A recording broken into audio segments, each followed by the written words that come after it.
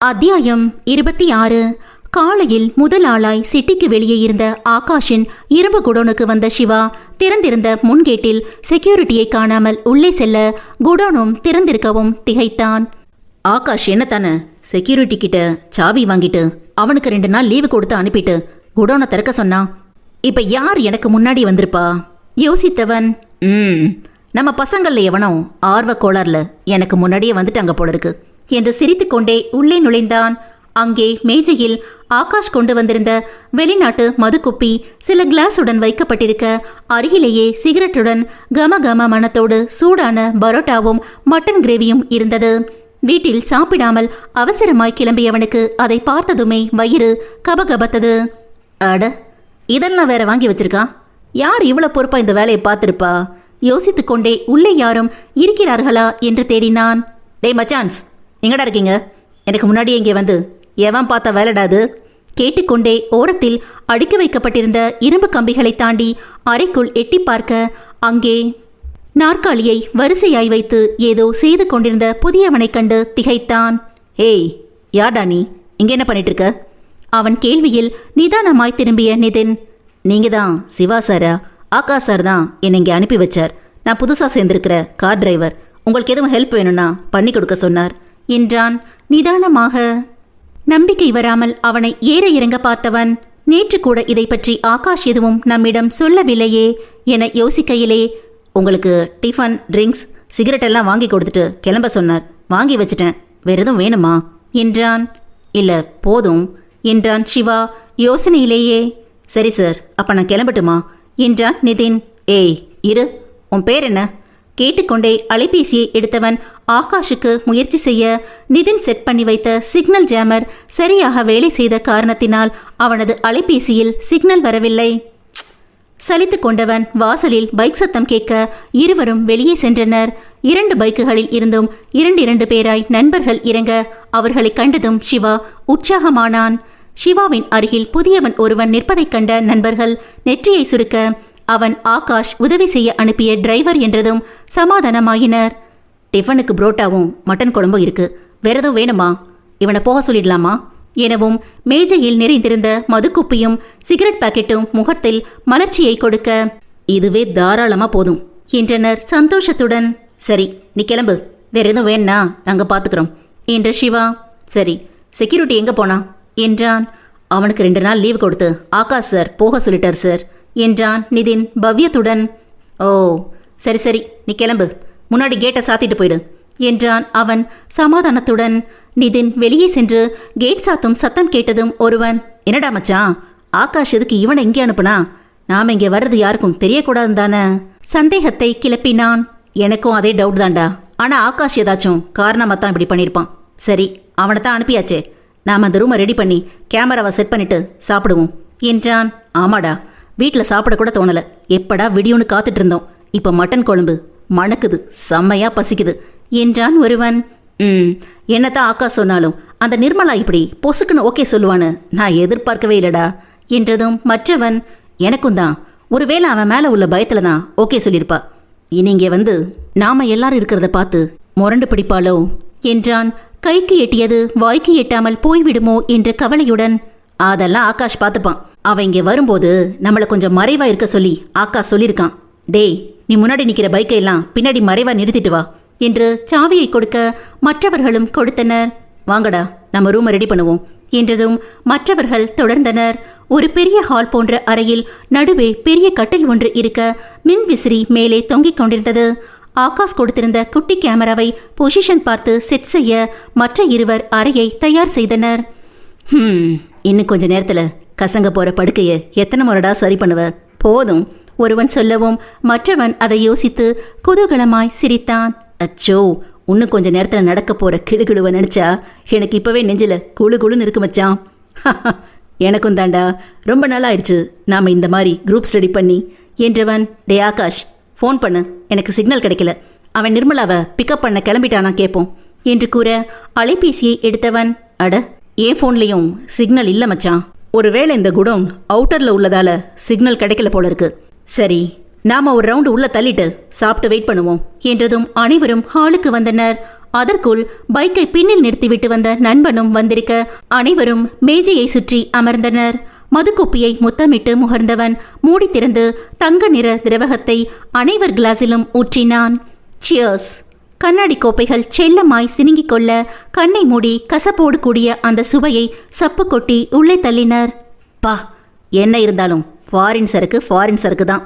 உச்சி கொட்டிக்கொண்டே போதையில் லைத்திருக்க தொடங்கினர். ஒரு ரவுண்டோடு நிறுத்தி கொண்டு பரோட்டாவை உள்ளே தள்ளியவர்கள் சிறிது நேரத்திலேயே உடம்பில் ஒரு பிரளயத்தை உணரத் தொடங்கினர். ஒருவன் வயிற்றை பிடித்துக்கொண்டு டாய்லெட்டுக்குள் நுழைய இன்னொருவன் அவனை தொடர்ந்து ஓடினான். அடுத்த அறையில் இருந்த டாய்லெட்டுக்கு மற்ற இருவரும் ஓட இறுதியாய் சாப்பிட்ட சிவா புரியாமல் முழிக்க சற்றென்று வயிற்றுக்குள் உணர்ந்த அவஸ்தையில் புரிந்து கொண்டு டாய்லெட் நோக்கி ஓடினான். உலகத்திலேயே மிகவும் சுகமான விஷயம் வயிற்றை கலக்கும் போது டாய்லெட் கிடைப்பதுதான் என்ற அரிய சிந்தனை அப்போதுதான் அவனுக்கு உதித்தது. 5 பேரும் மாறி மாறி டாய்லெட்டுக்குள் ஓடிக்கொண்டிருக்க வாசல் கேட் திறக்கும் சத்தம் கேட்டது. டேய், ஆகாஷ் வந்துட்டான் போல இருக்கு, போய் கதவை தரடா. உள்ளே சென்றவனுக்காய் காத்திருந்தவன் வயிற்றை பிடித்து கொண்டே அடுத்தவனிடம் சொல்ல அவனோ, நீ போடா. ஐயோ, வயிற்ற பிசையுதே, முடியலையே. அந்த டிரைவர் உண்மையிலேயே ஆகாஷ் அனுப்பின ஆள்தானா, இல்லை எதையாச்சும் நமக்கு கலந்து கொடுத்துட்டு போயிட்டானா என்று சோர்வுடன் கேட்க கதவை திறக்கும் ஓசையை தொடர்ந்து, எப்படி அவ்வளோ சரியா கண்டுபிடிச்சிங்க அறிவாளிகளே? கேட்டுக்கொண்டே உள்ளே வந்தால் சாதனா. அவளை தொடர்ந்து நிதினும் நரேனும் உள்ளே வர பெண்ணில் கண்ணில் நிறைந்த வெறியுடன் முகம் கோபத்தில் சிவந்திருக்க உள்ளே நுழைந்தாள் சஹானா. இருவர் டாய்லெட்டில் இருக்க வெளியே காத்திருந்த மூவரும் அவர்களைக் கண்டு அதிர்ந்து எழுந்து கொண்டனர். காரை ஓரமாய் நிறுத்திவிட்டு வாந்தி எடுப்பதற்காய் ஓடிய ஆகாஷின் பின்னில் யசோதாவும் ஓடினார். என்னதான் கேசரியில் தான் கலக்கி கொடுத்த மருந்தன் வேலைதான் என்றாலும் அவன் துடிப்பதைக் கண்டுவிட்டு சும்மா இருக்க அந்த தாயால் முடியவில்லை. ஆகாஷ், தண்ணி வேணுமா என்றவர் தண்ணீர் பாட்டிலை எடுத்துக்கொண்டு ஓட வயிற்றில் உள்ள குடலும் வெளியே வந்து விடுமோ என்பதைப் போல சாப்பிட்ட அனைத்தையும் வாந்தி எடுத்துக்கொண்டிருந்தான் ஆகாஷ். நிறுத்தாமல் குமட்டி கொண்டு வர வயிற்றில் உச்சமாய் சுரீரிட்ட வலி தாங்காமல் அப்படியே பிடித்து கொண்டு அமர்ந்தவன் வாயிலிருந்து சிவப்பாய் இறங்கிய இரத்தத்தை கண்டதும் அதிர்ந்து போனான். அம்மா, பிளட்மா. அலறியவன் அன்னையின் கையிலிருந்த பாட்டிலை வாங்கி வேகமாய் வாயை கொப்பளித்துவிட்டு காருக்கு ஓடினான். வயிற்றை பிடித்துக்கொண்டு காருக்குள் அமர யசோதாவும் பதட்டமாய் மகனை தொடர்ந்தார். அம்மா, என்னால் வண்டி ஓட்ட முடியாது, நீங்க எடுங்கம்மா, மாமா கிளினிக்கு போயிடலாம் என்றான் அவசரமாக. நான் எப்படிப்பா? டிரைவிங் படித்தது மட்டுமே அன்றி வண்டியோட்டிய அனுபவம் எதுவும் இல்லாததால் யசோதா தயங்க ஆகாஷ் யோசித்தான். கண்ணுக்குள் இருட்டிக்கொண்டு மயக்கம் வருவது போல தோன்ற அதற்கு மேல் தாமதிக்க நேரமின்றி அவனது பேக்கை திறந்து ஒரு ஊசியை எடுத்தவன் அருகில் பளபளப்புடன் இருந்த பாட்டிலை திறந்து அதன் மருந்தை ஊசியில் உறிஞ்சிக்கொண்டு கை மணிக்கட்டில் செலுத்தினான். வழியில் முதலில் முகத்தை சுளித்தவன் கண்ணை ஆசுவாசமாய் மூடிக்கொண்டான். போதை ஊசியின் தாக்கத்தில் வலி சற்று மட்டுப்பட அடுத்த நிமிடம் காரை ஸ்டார்ட் செய்தவனை கண்ணில் நிறைந்த நீருடன் வேதனையோடு பார்த்திருந்தார் யசோதா. அடுத்த 15வது நிமிடத்தில் மறுபடியும் வயிற்றுக்குள் ஒரு பிரளயம் தொடங்க வழியில் முகத்தை சுளித்தவன் அம்மா, தாங்க முடியலையே என்று கண்ணில் கசிந்த நீருடன் கூற யசோதாவின் இதயத்தில் இரத்தம் கசிந்தது. வலியுடனேயே மேலும் 5 நிமிடம் வண்டியை விரட்ட அஜயின் குளோபல் கிளினிக் போர்டு தெரிந்ததும் சற்று ஆசுவாசமானான் ஆகாஷ். ஆக்சிலேட்டரை அமர்த்துகையில் கால் மரத்து போவது போல் தோன்ற கைகளிலும் ஏதோ உணர்ச்சி மாற்றத்தை உணர்ந்தவன் மயக்கம் வருவது போல கண்கள் சொருகவும் கிளினிக்கு சற்று தள்ளியே வண்டியை ஓரமாக நிறுத்தி அம்மா, மாமா என்று கையை தூக்கி கிளினிக்கை காட்ட முயல அது அவன் மூளையின் ஆணைக்கு கட்டுப்படாமல் செயலில்லாமல் கிடக்க அதிர்ச்சியில் உறைந்தவன் அப்படியே மயங்கி சரிந்தான். மகனையே கலக்கத்துடன் கவனித்துக் கொண்டு அழுகையை அடக்கியபடி அமர்ந்திருந்த யசோதா அவன் மயங்கவும் கதறத் தொடங்கினார். ஐயோ ஆகாஷ், உலகத்துல எந்த தாயும் செய்யாத செயல என்ன செய்ய வச்சிட்டியடா. ஒரு அம்மாவா நான் செஞ்சது சரியா தப்பான்னு தெரியல, ஆனா ஒரு பொண்ணை நான் செஞ்சது ரொம்ப சரின்னு நம்புறேன். மனதிற்குள் நினைத்து தன்னை திடப்படுத்தி கொண்டவர் காரிலிருந்து இறங்கி கிளினிக்கு சென்று விவரத்தை சொல்ல ஊழியர்கள் ஸ்ட்ரெச்சருடன் ஓடி வந்தனர். அடுத்த சில நிமிடத்தில் ஆகாஷ் அங்கே அட்மிட் செய்யப்பட அஜய் மற்றும் சில டாக்டர்கள் பரிசோதித்துக் கொண்டிருந்தனர். விஷயம் அறிந்து கிருஷ்ணனும் ஆஷிகாவும் ஹாஸ்பிட்டலுக்கு வந்தனர். அவன் உடலில் விஷம் கலந்திருப்பதை அறிந்து முதலுதவி மேற்கொண்டாலும் அது எந்த மாதிரி விஷம் என்பதை அறிய பிளட் டெஸ்ட் எடுக்க வேண்டியிருந்தது. ஆகாஷ் போதை ஊசி போடப்பட்டிருந்ததால் அப்போதைக்கு அந்த டெஸ்ட் செய்ய முடியாமல் மருத்துவர்கள் கை கட்டி நிற்க வேண்டியதாயிற்று. முதலுதவியில் 2 மணி நேரம் கழித்து ஆகாஷிற்கு உணர்வு திரும்பினாலும் அவனால் கை காலை அசைக்க முடியவில்லை. மூச்சு திணறலுக்காய் ஆக்சிஜன் மாஸ்க் போட்டு விட்டிருக்க கண்ணை திறந்தவனுக்கு மங்களாகவே முன்னில் நின்றவர்களை பார்க்க முடிந்தது. ஆகாஷ், இப்ப எப்படி இருக்கு? கவலையுடன் அவன் முன்னில் இருந்த அஜய் கேட்கவும், மாமா, எனக்கு சரியா பார்க்க முடியல. பேசிக்கொண்டிருக்கும் போதே அவன் வாயும் கோணிக்கொள்ள அஜய் அதிர்ந்தான். ஆகாஷ் அதிர்ச்சியுடன் ஏதேதோ சொல்ல முயல கோணிக்கொண்ட வாயிலிருந்து வெளிவந்த வார்த்தைகள் அங்கே நின்றவர்களுக்கு புரியவில்லை. கடவுளே, என்ன இது? கை கால் செயலிழந்ததோட இப்ப கண் பார்வையும் குறைஞ்சிட்டு வருது, வாயும் கோணிடுச்சே என்று அஜய், டாக்டர் இதுக்கு மேல வெயிட் பண்ண வேண்டாம், சீக்கிரமா பிளட் டெஸ்ட்டுக்கு ஏற்பாடு பண்ணுங்க, நான் நியூரோ டாக்டர் சைஜனை வர சொல்றேன் சொல்லிவிட்டு வெளியே வந்தான். ஐசியூவின் முன்னிலேயே காத்திருந்த கிருஷ்ணனும் ஆஷிகாவும் பதட்டமாய் அவனை ஏறிட்டனர். மாப்பிள்ள, ஆகாஷுக்கு எப்படி இருக்கு? கண்ணை திறந்தானா? ஏதாச்சும் பேசினானா? அது என்ன பாய்சன்னு தெரிஞ்சதா? கிருஷ்ணன் அஜயிடம் பதட்டமாய் கேட்க ஆஷிகா சட்டென்று அன்னையை பார்த்தாள். அவர் கண்ணீருடன் முந்தானையால் வாயை பொத்திக்கொண்டு அழுது கொண்டிருந்தாரே ஒழிய எதுவும் கேட்கவில்லை. ஆஷிகாவின் மனதில், அம்மாவா ஆகாஷ்க்கு பாய்சன் கொடுத்தது என்ற கேள்வி பூதாகரமாய் எழவும் அன்னையை கண்ணாலேயே அர்த்தத்துடன் பார்க்க அவர் மகளின் பார்வை தாழாமல் குனிந்து கொண்டார். அஜய் கிருஷ்ணாவிடம் பதில் சொல்லிவிட்டு வேகமாய் நகர, யசோ, ஆகாஷுக்கு என்னாச்சு? அவன் அப்படி என்னத்தை தான் சாப்பிட்டான்? கடவுளே, என் பிள்ளைக்கு எதுவும் ஆயிடக்கூடாது. வேண்டிக் கொண்டே அவர் யாருக்கோ பேசுவதற்கு போனை எடுத்துக்கொண்டு நகர ஆஷிகா அன்னையின் அருகில் அமர்ந்தாள். மா, அவர் கரத்தை தன் கைக்குள் எடுத்துக்கொண்டு அழைத்தவரின் அழைப்பில் ஒளிந்திருந்த கேள்வி யசோதாவிற்கும் புரிய அவரிடம் இருந்து ஒரு கேவல் அழுகையோடு வெளிப்பட்டது.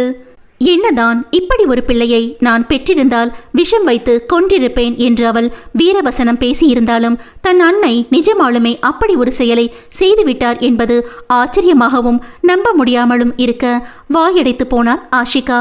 சிறிது நேரம் அதிர்ச்சியில் பேசாமல் அமர்ந்தவள் தன் தம்பிக்கு அப்படி ஒரு தண்டனை தேவைதான், அதுவும் பெற்ற அன்னை கையால் என்ற முடிவுக்கு வந்து தன்னை சமாதானம் செய்தவள் அன்னையின் கையில் நீ செய்தது சரிதான் என்பது போல் ஆதரவாய் தட்டி கொடுத்தாள்.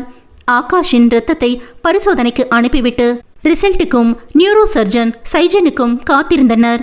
அந்த இடைவேளையில் ஆகாஷுக்கு மூச்சு திணறல் அதிகமாக, கண் பார்வை இழந்து இதய துடிப்பும் தாறுமாறாக தொடங்கியது. அஜயும் மற்ற டாக்டர்களும் என்ன செய்வதென்று புரியாமல் அவனை காப்பாற்றுவதற்காய் போராட யசோதா கண்ணீருடன் மருமகனிடம் கேட்டார். மாப்பிள்ள, நான் என் பையனை பார்க்கணும். கை கூப்பிய அத்தையிடம் மறுக்க முடியாமல், அத்தையை மட்டும் உள்ள அனுப்புங்க என்றவன் கிருஷ்ணனுக்கு சமாதானம் சொல்லிக் கொண்டிருக்க ஆஷிகா உறைந்து போன மனநிலையுடன் அமர்ந்திருந்தாள். சில மணி நேரத்திற்குள் அழகனான தன் மகன் நோயாளியாய் அலங்கோலமாய் கிடப்பதை காண சகிக்க முடியாமல் கேவிக்கொண்டே அவன் அருகில் சென்றார். ஆகாஷ், அன்னையின் குரலில் கண் திறந்தவன் எதையோ சொல்ல முயன்று முடியாமல் கண்ணீர் விட கேவிக்கொண்டே அவன் கையை எடுத்து தன் நெஞ்சில் வைத்தவர் கூறினார், என்ன மன்னிச்சிருப்பா, இந்த அம்மாவை மன்னிச்சிரு. வளர்க்க தெரியாம புள்ளைய வளர்த்த இந்த பாவிதான் பெரிய தப்பு பண்ணவ. எந்த குழந்தையும் மண்ணில் பிறக்கும்போது நல்லா தான் பிறக்குது. அவன் கெட்டவனா மாறுறதும் நல்லவனா வாழ்றதும் அன்னையோட வளர்ப்பலன்னு ஒரு சொல் இருக்கு. அதை மறந்து போன பாவினா. உன்னை வளர்க்க தெரியாம வளர்த்து தப்பான பாதையில நீ எங்கேயோ ரொம்ப தூரம் தொலைஞ்சு போன பின்னாடி என் பிள்ளைய தேடி பார்க்குற பாவினா. உன்னோட இந்த நிலைமைக்கு இந்த பாவிதான் காரணம். உன்னால இனி எந்த பொண்ணோட வாழ்வும் சீரழிய கூடாதுன்னு நான் எடுத்த முடிவு தான் காரணம். அடுத்த ஜென்மத்திலேயாச்சும் உன்னை நான் நல்ல பிள்ளையா வளர்த்துக்கிறேன். உன்னால இனி எந்த சஹானாவுக்கும் சாதனாவுக்கும் நிர்மலாவுக்கும் எந்த பிரச்சனையும் வேண்டாம். நீ இப்படி அவஸ்தைப்படாம சீக்கிரம் செத்துருப்பா, செத்துரு என்று கூறிவிட்டு கதறியலும் தாயின் வார்த்தையை பதில் சொல்லக்கூட முடியாமல் கேட்டிருந்தான் ஆகாஷ். அந்த அதிர்ச்சியில் அவனது இதய துடிப்பு மேலும் மோசமாக தொடங்கியது. உயிர் சுமந்த கருவறையும் கல்லறையாய் மாறும், அமுதாகிய முளைப்பாலும் விஷமாய் மாறும். அதை வெறும் காமத்தின் அடையாளமாய் மட்டுமே காணும்போது. அத்தியாயம் 27. வயிற்றுக்குள் ஏற்றுமதி செய்திருந்ததை இறக்குமதி செய்யும் வேளையில் டாய்லெட் உள்ளே இருவர் இருக்க வெளியே சோர்ந்து கிடந்த மற்றவர் முன்னில் நின்ற நால்வரை கண்டதும் புதிதாய் ஒரு ஹார்மோன் அச்சத்தை சுரக்க வியர்த்து போயினர். நிதினை கண்டதும் மிரண்டு விழித்தவர்களுக்கு விஷயம் புரிபட பயத்தை மறைத்து கோபத்துடன் முறைத்தனர். ஏய், யார் நீங்கெல்லாம்? டேய், நீதானே எங்களுக்கு சாப்பாட்டில் எதையோ கலக்கி கொடுத்துருக்க. நிதினிடம் பாய்ந்தான் சிவா. சஹானாவுக்கு தங்களை அடையாளம் தெரியாதே என்ற தைரியத்தில் ஒரு கையால் வயிற்றை பிடித்துக்கொண்டு மறு கையால் தன்னை பிடிக்க வந்தவனை நிதின் ஒரு எத்தவும் சற்று தள்ளி சுருண்டு விழுந்தான் சிவா. அதை பார்த்து கொண்டிருந்த சஹானாவின் முகத்தில் ஒரு திருப்தி புன்னகை மலர கண்கள் ஆர்வத்துடன் பளிச்சிட்டன. ஓ, உங்க யாருக்கும் எங்களை தெரியாதுல, முதல்ல அறிமுகப்படுத்திக்கிறோம் என்று சாதனா. நான் சாதனா, இது சஹானா, என்னோட ஒட்டி பிறந்த உடன்பிறப்பு. இது நரேன், நான் கட்டிக்க போறவர். இது நிதின், அவளை கட்டிக்க போறவர். வேறு ஏதாச்சும் விவரம் வேணுமா என்றாள் வெறுப்பான முகத்துடன். உங்களுக்கு இங்க என்ன வேலை? எதுக்கு இங்க வந்திருக்கீங்க? வெளியே போங்க. கத்திய ஒருவன் மேலே பேச முடியாமல் வயிற்றின் களைபரத்தில் அவஸ்தையாய் நெளிந்தான். ஒரு டாய்லெட் கதவு திறக்கவும் அங்கே பாய்ந்தவனை பிடித்து வைத்த நிதின், கேள்வி கேட்டுட்டு எங்கடா ஓடுற? நின்னு பதில கேட்டுட்டு போ எனவும், முடியலையே, ஐயோ போயிட்டு வந்து கேட்டுக்கிறேன்டா, விடுறா என்று கையை உதறிவிட்டு வேகமாய் ஓடினான். 10வது ரவுண்டை முடித்துக்கொண்டு வெளியே வந்தவன் அங்கே நின்றவர்களை சோர்வுடன் பார்த்துவிட்டு எதுவும் சம்பந்தமில்லாதது போல் அப்படியே நிலத்தில் வயிற்றை பிடித்துக்கொண்டு படுத்துக்கொண்டான். அடுத்தவன் வர சிவா ஓடினான். யாருக்கும் அவர்களை பரிகரிக்கவோ எதிர்க்கவோ தெம்பில்லாமல் இப்போதைக்கு டாய்லெட் கிடைத்தால் போதும் என்று வயிற்றை பிடித்துக்கொண்டு ஓடிக்கொண்டிருந்தனர். டேய், என்னடா மருந்த கலந்த? இப்படி புரட்டுது, எதுக்குடா இப்படி பண்ண? வார்த்தைகளில் மட்டும் வீரியத்துடன் பரிதாபமாய் கேட்ட சிவா அலைபேசியை எடுக்க அமைதியாய் அதை வாங்கி வைத்தான் நிதின். அங்கே அவர்கள் நிற்பதை பொருட்படுத்தாமல் டாய்லெட்டை சொர்க்கம் என்று மாறி மாறி ஓடியவர்களைக் கண்டு சாதனாவுக்கும் நரேனுக்கும் சிரிப்பு வந்தாலும் சஹானாவின் முகம் யோசனையுடன் இறுகி கிடந்தது. சிறிது நேரம் அவர்களை ஓடவிட்டு வேடிக்கை பார்த்து கொண்டு நின்ற நிதின், என்ன முடியலையா? அதை நிறுத்த என்கிட்ட ஒரு மருந்து இருக்கு என்றான். வயதான கிழவனை போல் நடக்க முடியாமல் கூனிக்கொண்டு வயிற்றை பிடித்து வந்தவன் நிதின் வார்த்தையில் மலர்ந்தான். ப்ளீஸ், அதை கூட, எதுவா இருந்தாலும் அப்புறம் பேசிக்கலாம், இந்த அவஸ்தை தாங்க முடியல என்றான். ஓகே, தரேன் என்ற நிதின் பாக்கெட்டில் இருந்த மாற்று குளிக்கையை எடுத்து ஒவ்வொருத்தருக்கும் கொடுக்க அதை வாங்கியவர்கள் விழுங்காமல் சந்தேகத்துடன் பார்க்க, அது விஷ மாத்திரை இல்லை, விழுங்கி தொலைங்க எனவும் விழுங்கினர். இப்ப ஒன்று பண்ணணுமே என்றவன் அருகில் நின்றவனின் இரு கைகளையும் பின்னில் பிடித்துக்கொண்டு கையில் உள்ள கயிற்றால் கட்டினான். டேய், எதுக்குடா அவனை கட்டி போடுற?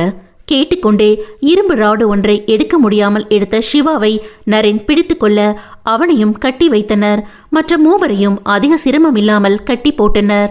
டேய், வைத்த பசையுது, அவுத்து விடுங்கடா என்று ஒவ்வொருவனாய் கெஞ்ச கேலியாய் சிரித்தாள் சஹா. இந்த அவஸ்தையை கூட உங்களால தாங்க முடியலையே, 2 நாள் என்னை கட்டி போட்டு மாறி மாறி மிருகங்களை போல மேலே பாஞ்சிங்களே, அப்ப எனக்கு எப்படி இருந்திருக்கும்? கேட்டுக்கொண்டே ஆத்திரத்துடன் ஒவ்வொருத்தர் முகத்திலாய் அறைந்தாள் சஹானா. ஏய், இங்கே பாரு, உன்னை யார் என்ன பண்ணாங்கன்னு எங்களுக்கு தெரியாது, நீ ஏதோ தப்பா நினைச்சுக்கிட்டு எங்களை பழி வாங்க வந்திருக்கீங்க என்றான் சிவா. சொன்னவனின் அருகில் சென்றவள், ஓ, நாங்க தப்பா நினைக்கிறோமா? உங்க முகத்தை வேணா முகமூடி போட்டு மறைச்சிருக்கலாம், ஆனா உங்க ஒவ்வொருத்தன் குரலும் என் எல்லா செல்லையும் பதிவாயிருக்கு சொல்லிக்கொண்டே அவன் முடியை பற்றி ஆத்திரத்துடன் இழுக்க வழியில் கத்தினான். பொண்ணுங்கன்னா வெறும் சுகம் கொடுக்கிற சதைப்பிண்டங்கள் நினைச்சிங்களாடா? நாங்களும் ரத்தமும் சதையும் அதுக்குள்ள மனசும் உள்ள மனுஷ பிறப்புதாண்டா. எங்களுக்கும் எத்தனையோ ஆசை, கனவு, லட்சியம் எல்லாம் இருக்கு. உங்களோட இந்த வக்கர புத்தியால எங்க வாழ்க்கையே சிதைச்சு உயிர் இருந்தும் நடப்பெண்ணமா ஆக்கி வச்சிடுறீங்களே. உங்களை பெத்த அம்மாவும் கூட பிறந்த அக்கா தங்கச்சியும் பொண்ணுதான் நினைச்சிருந்தா இப்படி ஒரு ஈனத்தனமான எண்ணம் உங்களுக்கு வந்திருக்குமா? அடுத்த வீட்டு பொண்ணுனா அவ்வளோ இலக்காரமா? ஆத்திரத்துடன் கேட்டவளின் கண்ணில் அன்றைய நினைவில் கண்ணீர் வழிய பதில் சொல்ல முடியாமல் தலை குனிந்தனர். அவளது ஒவ்வொரு வார்த்தையும் மனதில் இருந்த வழியை பிரதிபலிக்க சாதனாவின் கண்களும் நிறைந்திருந்தது. அழகான பட்டாம்பூச்சியா எத்தனையோ ஆசையோட 1000 கனவுகளை சுமந்துட்டு இருந்த என் சிறக இப்படி பறிச்சு போட்டிங்களே. உங்களோட அல்ப சுகத்துக்காக எனக்கு ஆயுள் தண்டனை கொடுத்து என் வாழ்க்கையே கேள்விக்குறியாக்கிட்டு இப்ப அடுத்த பொண்ணை சதிக்க பிளான் போடுறீங்களே. உங்களை மாதிரி ஈனப்பிறவிகளையெல்லாம் இன்னும் உயிரோட விட்டு வைக்கலாமா சொல்லுங்க என்றவள் கீழே கிடந்த இரும்பு ராடால் அவர்களை மாறி மாறி அடிக்க வழியில் கதறினர். மற்ற மூவரும் அவள் மனக்குமரல் ஆத்திரமெல்லாம் தீரட்டும் என்று அமைதியாய் பார்த்திருந்தனர். அவள் பேச்சும் முகத்தில் தெரிந்த வேதனையும் நிதினின் மனதை துளைக்க அவர்களை கண்டம் துண்டமாய் வெட்டி போடும் ஆத்திரம் இருந்தாலும் சகாவே அவர்களை தண்டிக்கட்டும் என்று பொறுமையாயிருந்தான். ஆத்திரத்துடன் கை வலிக்கும் வரை அவர்களை அடித்தவள் அதை தூக்கி எறிந்துவிட்டு பெரிய மூச்சுக்களாய் விட்டாள். இவங்க கட்ட அவிழ்த்து விடுங்க. அணத்தி கொண்டு கிடந்தவர்களின் கைக்கட்டை அவிழ்த்து விட்டான் நிதின். ப்ளீஸ் எங்களை விட்டுருங்க, தெரியாம பண்ணிட்டோம், இனி இப்படி பண்ண மாட்டோம், உங்க காலில் வேணாலும் விளரும். எழுந்திருக்க முடியாமல் தவிழ்ந்தபடி அவள் காலை பிடித்து கொண்டு ஒருவன் கெஞ்ச மற்றவர்களும் கெஞ்ச தொடங்கினர். அடச்சி நிறுத்துங்க, பெண்ணுங்களுக்காக நீங்க எந்த உரிமையை கொடுக்கலினாலும் பரவாயில்ல, ஒரு சக மனுஷியா இந்த பூமியில வாழ அனுமதிச்சாலே போதும். இப்ப கால விழுந்தா போன ஏமானம் திரும்பி வருமா? நீங்க திருந்துட்டேன்னு சொன்னா நடந்த எதுவும் இல்லாம ஆயிடுமா? மன்னிக்க கூடிய தப்பா நீங்க பண்ணிருக்கீங்க, உங்க தப்புக்கு தண்டனை கொடுக்க வேண்டாமா? ஆங்காரத்துடன் கேட்டவளை அவர்கள் திகிலுடன் பார்க்க, நரேன் சாதனவை கூட்டிட்டு கொஞ்ச நேரம் வெளியே போங்க என்றதும் இருவரும் வெளியே சென்றனர். மாத்திரையின் உதவியால் வயிற்றுக்குள் மட்டுப்பட்டிருந்த பிரளயம் இப்பொழுது மீண்டும் தொடங்க அவள் என்ன செய்ய போகிறாளோ என்ற பயத்தில் நெளிந்தனர். ப்ளீஸ் அஹானா, நாங்க செஞ்சது தப்புன்னு ஒத்துக்கிறோம், எங்களை போலீஸ்ல வேணாலும் பிடிச்சு கொடுங்க, ஆனா எதுவும் பண்ணிடாதீங்க கெஞ்சி நான் சிவா. நானும் உங்ககிட்ட எவ்வளோ கெஞ்சி இருப்பேன், எத்தனை கதறி இருப்பேன். ஏதாச்சும் உங்க காதல வாங்கினீங்களா? இப்ப போலீஸ்ல பிடிச்சு கொடுக்க சொல்றீங்க. கோர்ட்டு கேஸ்ன்னு போனா பணத்தை கொடுத்து எல்லாத்தையும் சரி பண்ணிட்டு வெளியே வந்துடலாம் நினைச்சிங்களா? உங்க எல்லாருக்கும் மூளையா இருந்த ஆகாஷ் இப்ப உயிருக்கு போராடிட்டு ஆஸ்பத்திரியில இருக்கான், அது தெரியுமா? உங்களை மட்டும் எப்படி சும்மா விடுறது? கேட்டுக்கொண்டே மேஜை மீதிருந்த சிகரெட் லைட்டரை கையில் எடுத்துக்கொண்டு அவனை நெருங்கியவள், ஓ பேண்ட் ஜிப்ப கலட்டு என்றாள். அவன் அதிர்ச்சியுடன் நிதினையும் அவளையும் பார்க்க, என்னடா அவ சொன்னது காதல விழலையா? கலட்டுடா. ஓங்கி ஒன்று கன்னத்தில் கொடுத்தான் நிதின். இல்ல வேண்டாம் ப்ளீஸ், எங்களை ஒன்றும் பண்ணிடாதீங்க, விட்டுருங்க. அவன் பதற மற்றவர்கள் திகிலுடன் நடப்பதை பார்த்து கொண்டிருந்தனர். ஆகாஷ் ஆஸ்பத்திரியில் இருக்கிறான் என்ற செய்தி அவர்களை மேலும் சோர்ந்து போக செய்தது. ஹேய் கலட்டுடா, இந்த உறுப்பு இருக்கிறதுனால மட்டும் நீ ஒரு ஆம்பளை ஆகிடுவியா? ஒரு பொண்ணோட அனுமதி இல்லாம அவளை தொடுறதால அந்த உடம்பு வேணும்னா கலங்கப்படலாம், ஆனா அவ மனசை கலங்கப்படுத்த முடியாது. ஒரு பொண்ணோட மனசை புரிஞ்சுக்கிட்டு அவ உணர்வுகளுக்கும் ஆசைகளுக்கும் மரியாதை கொடுத்து அன்பால எவன் ஒருத்தன் அவளை அடிமையாக்குறானோ அவன்தான் உண்மையான ஆம்பளை. சொன்னவளின் கண்கள் அர்த்தத்தோடு நிதினை நோக்க அவன் கண்கள் அதை புரிந்து கொண்ட பெருமிதத்தில் பணித்தன. சிவா மறுத்தாலும் நிதின் அவனது பான்ஜிப்பை கலட்ட மற்றவர்கள் திகிலுடன் நோக்கியிருந்தனர்.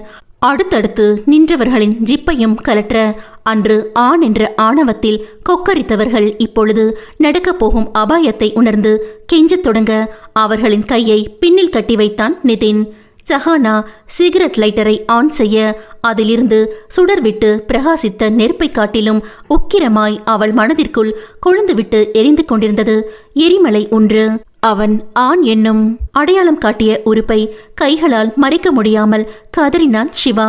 சிகரெட் லைட்டரின் நெருப்பு அவன் அடையாளத்தை எரிக்கத் தொடங்க சிவாவின் அலறல் அந்த கட்டிடம் முழுவதும் எதிரொலிக்க தொடங்கியது. அடுத்த சில நிமிடத்தில் அவனோடு மற்றவர்களின் குரலும் சேர்ந்து அலற அதோடு தோல் பொசுங்கிய வாடையும் சேர்ந்து குடோனை நிறைத்தது. மனதில் நெடு நாட்களாய் குமரிக் கொண்டிருந்த எரிமலை வெடித்து சிதறியதில் ஆசுவாசமாய் உணர்ந்த சஹானா சிகரெட் லைட்டரை எரிந்துவிட்டு மடிந்து அமர்ந்து அழத் தொடங்கினாள். அவள் தோளில் ஆதரவாய் கை வைத்த நிதின் கைப்பற்றி எழுப்பி வெளியே அழைத்து செல்ல அந்த 5 பேரின் கதறல் குரல் மட்டும் தொடர்ந்து கொண்டிருந்தது. சுகத்தை மட்டுமே அவர்களுக்கு கொடுத்த உறுப்பு இனி எப்பொழுதும் வலியான சுமையாய் வாழ்நாள் தண்டனையாய் தொடரப்போவதை உணர்ந்து கதறிக்கொண்டிருந்தனர். அறையை சாற்றிவிட்டு வெளியே வந்தவர்கள், நரேன் பார்த்துக்கோங்க, ஹாஸ்பிட்டல் கிளம்புறோம் என்று விட்டு சஹாவுடன் வெளியே நிறுத்தியிருந்த காரை நோக்கி நடந்தான் நிதின். Global clinic. ஆகாஷின் நிலைமை மோசமாகிக் கொண்டே செல்ல அவனது இரத்தத்தில் விஷம் கலந்திருப்பதாய் ரிப்போர்ட் வந்தாலும் அது என்ன மாதிரி விஷம் என்பதை கண்டறிய வேறொரு லேபுக்கு பரிசோதனைக்கு அனுப்பியிருந்தனர். கை கால்கள் இயங்க மறுத்த நிலையில் பேச முடியாமல் வாய்க்கோணி கண் பார்வையும் போயிருக்க இதய துடிப்பு குறைந்து கொண்டே வந்தது. நரம்பியல் ஸ்பெஷல் டாக்டர் கிளம்பி வந்து கொண்டிருக்க அஜய் அடிக்கடி வந்து ஆகாஷை பரிசோதித்துக் கொண்டிருந்தான். கிருஷ்ணன் ஆகாஷை காண்பதற்காய் அறைக்குள் சென்றிருக்க யசோ அழுது கொண்டே இருந்தார். ஆஷிகா ஒரு மாதிரி இறுகிய மனோபாவத்துடன் மௌனமாயிருந்தாள். நிதினும் சகாவும் அங்கே வருவதை முதலில் கவனித்த ஆஷிகாவிற்கு சாதனாவை முன்னமே கண்டிருந்ததால் இவள்தான் சஹானா என்பது புரிந்தது. அவளை கண்டதும் முகம் மாறியவள் அருகில் இருந்த அன்னையின் கையில் இடித்தாள். மா, அந்த பொண்ணு வருது எனவும் நிமிர்ந்தவர் சஹானாவை கண்டதும் நிமிர்ந்தார். சோர்ந்த கண்களில் நிரந்தரமாய் குடிக்கொண்டிருந்த வழியை உணர முடிந்தது. அவர்கள் அருகில் வரவும் எழுந்து கொண்ட யசோதா சஹாவின் கையை ஆறுதலாய் பற்றி கொண்டார். தலை குனிந்து நின்றவர், தெரிஞ்சோ தெரியாமலோ எல்லாத்துக்கும் நானும் ஒரு காரணம் ஆயிட்டேன், என்ன மன்னிச்சிருமா மென்மையான குரலில் கூறியவர் கையில் அழுத்தமாய் தட்டி கொடுத்தார். அம்மா, நான் ஆகாஷை பார்க்கலாமா அவள் கேட்கவும், அவன் அப்பா உள்ள இருக்கார், வெளியே வந்ததும் போகலாமா என்றவர் மிகவும் சோர்ந்திருந்தார். ஒரு அன்னையாய் அவர் மனம் படும் பாட்டை சஹானா நிதினால் புரிந்து கொள்ள முடிந்தது. அந்த 5 பேருக்கும் தயக்கத்துடன் அவர் இழுக்க, கொடுக்க வேண்டிய தண்டனைய கொடுத்தாச்சுமா என்றான் நிதின். நடப்பதை ஒரு பார்வையாளராய் பார்த்திருந்த ஆஷிகாவிற்கு எல்லாமே முன்கூட்டியே திட்டமிட்ட விஷயங்கள் என்பது புரிய தொடங்கியது. கிருஷ்ணன் ஆகாஷின் அறையிலிருந்து வெளியே வர, போமா, பார்த்து பேச வேண்டியது பேசிட்டு வா என்றார் யசோதா. சாதனாவை 3 வருடம் முன்பே கண்டிருந்தவருக்கு உள்ளே நுழைந்தவளை எங்கேயோ கண்டது போல் தோன்ற யோசனையுடன் வெளியே வந்தார். அங்கே நின்ற நிதினை கண்டதும், இவங்கெல்லாம் யாரு? அந்த பொண்ணு எங்கேயோ பார்த்தது போல இருக்கே என்றார். ஆகாஷ் கூட படிச்சவங்க, விஷயம் தெரிஞ்சு அவனை பார்க்க வந்திருக்காங்க என்றார் யசோ கண்ணீருடன். ஓ என்றவர், எப்படி இருந்த பிள்ளை? இப்ப கிடக்கிற நிலைமைய நீங்களும் போய் பாருங்க தம்பி என்றவர் வேதனையுடன் நகர்ந்து செல்ல நிதினுக்கே கஷ்டமாயிருந்தது. உள்ளே சென்ற சஹானா பல மருத்துவ உபகரணங்களுக்கு நடுவே அசைவின்றி கிடந்தவனை அமைதியாய் பார்த்து நிற்க, கதவு திறக்கும் ஓசையில் மெல்ல கண் திறந்தவனுக்கு மங்களாய் ஒரு பெண் உருவம் முன்னில் நிற்பது தெரிந்தது. ஆகாஷ், நான் சஹானா, நீங்க என்ன பார்த்ததில்ல, நானும் இப்போதான் உங்களை தடவை பார்க்குறேன். ஆனா இது இப்படிப்பட்ட சந்திப்பா இருக்கணும்னு நம்ம விதி. மூச்சு விடவே கஷ்டப்பட்டு கடைசி நிமிஷத்தை எதிர்பார்க்கிற உங்களை ரொம்ப பேசி நோகடிக்க விரும்பல. எல்லா தப்புக்கும் தண்டனை இருக்கு, ஆனா அது தப்புனே உணராதவங்களுக்கு மரணம் மட்டுமே தண்டனையா இருக்க முடியும். உங்களுக்கும் அதுவே விதிக்கப்பட்டிருக்கு. ஆனா மரணத்தை விட கொடிய தண்டனை உங்க அம்மாவே உங்களை கொல்ல துணிஞ்சது. அடுத்த ஜென்மத்திலாச்சும் அந்த அம்மாவுக்கு நல்ல மகனா பிறந்து வாங்க. குட் பை என்றவள் அவன் கிடக்கும் சூழ்நிலை மூச்சு முட்டுவது போல் தோன்ற அதற்கு மேல் நிற்காமல் கிளம்பி விட்டாள். அவளது இறுதி வார்த்தை காதல் விழுந்ததும் ஆகாஷின் கண்களில் இருந்து கண்ணீர் வழியத் தொடங்கியது.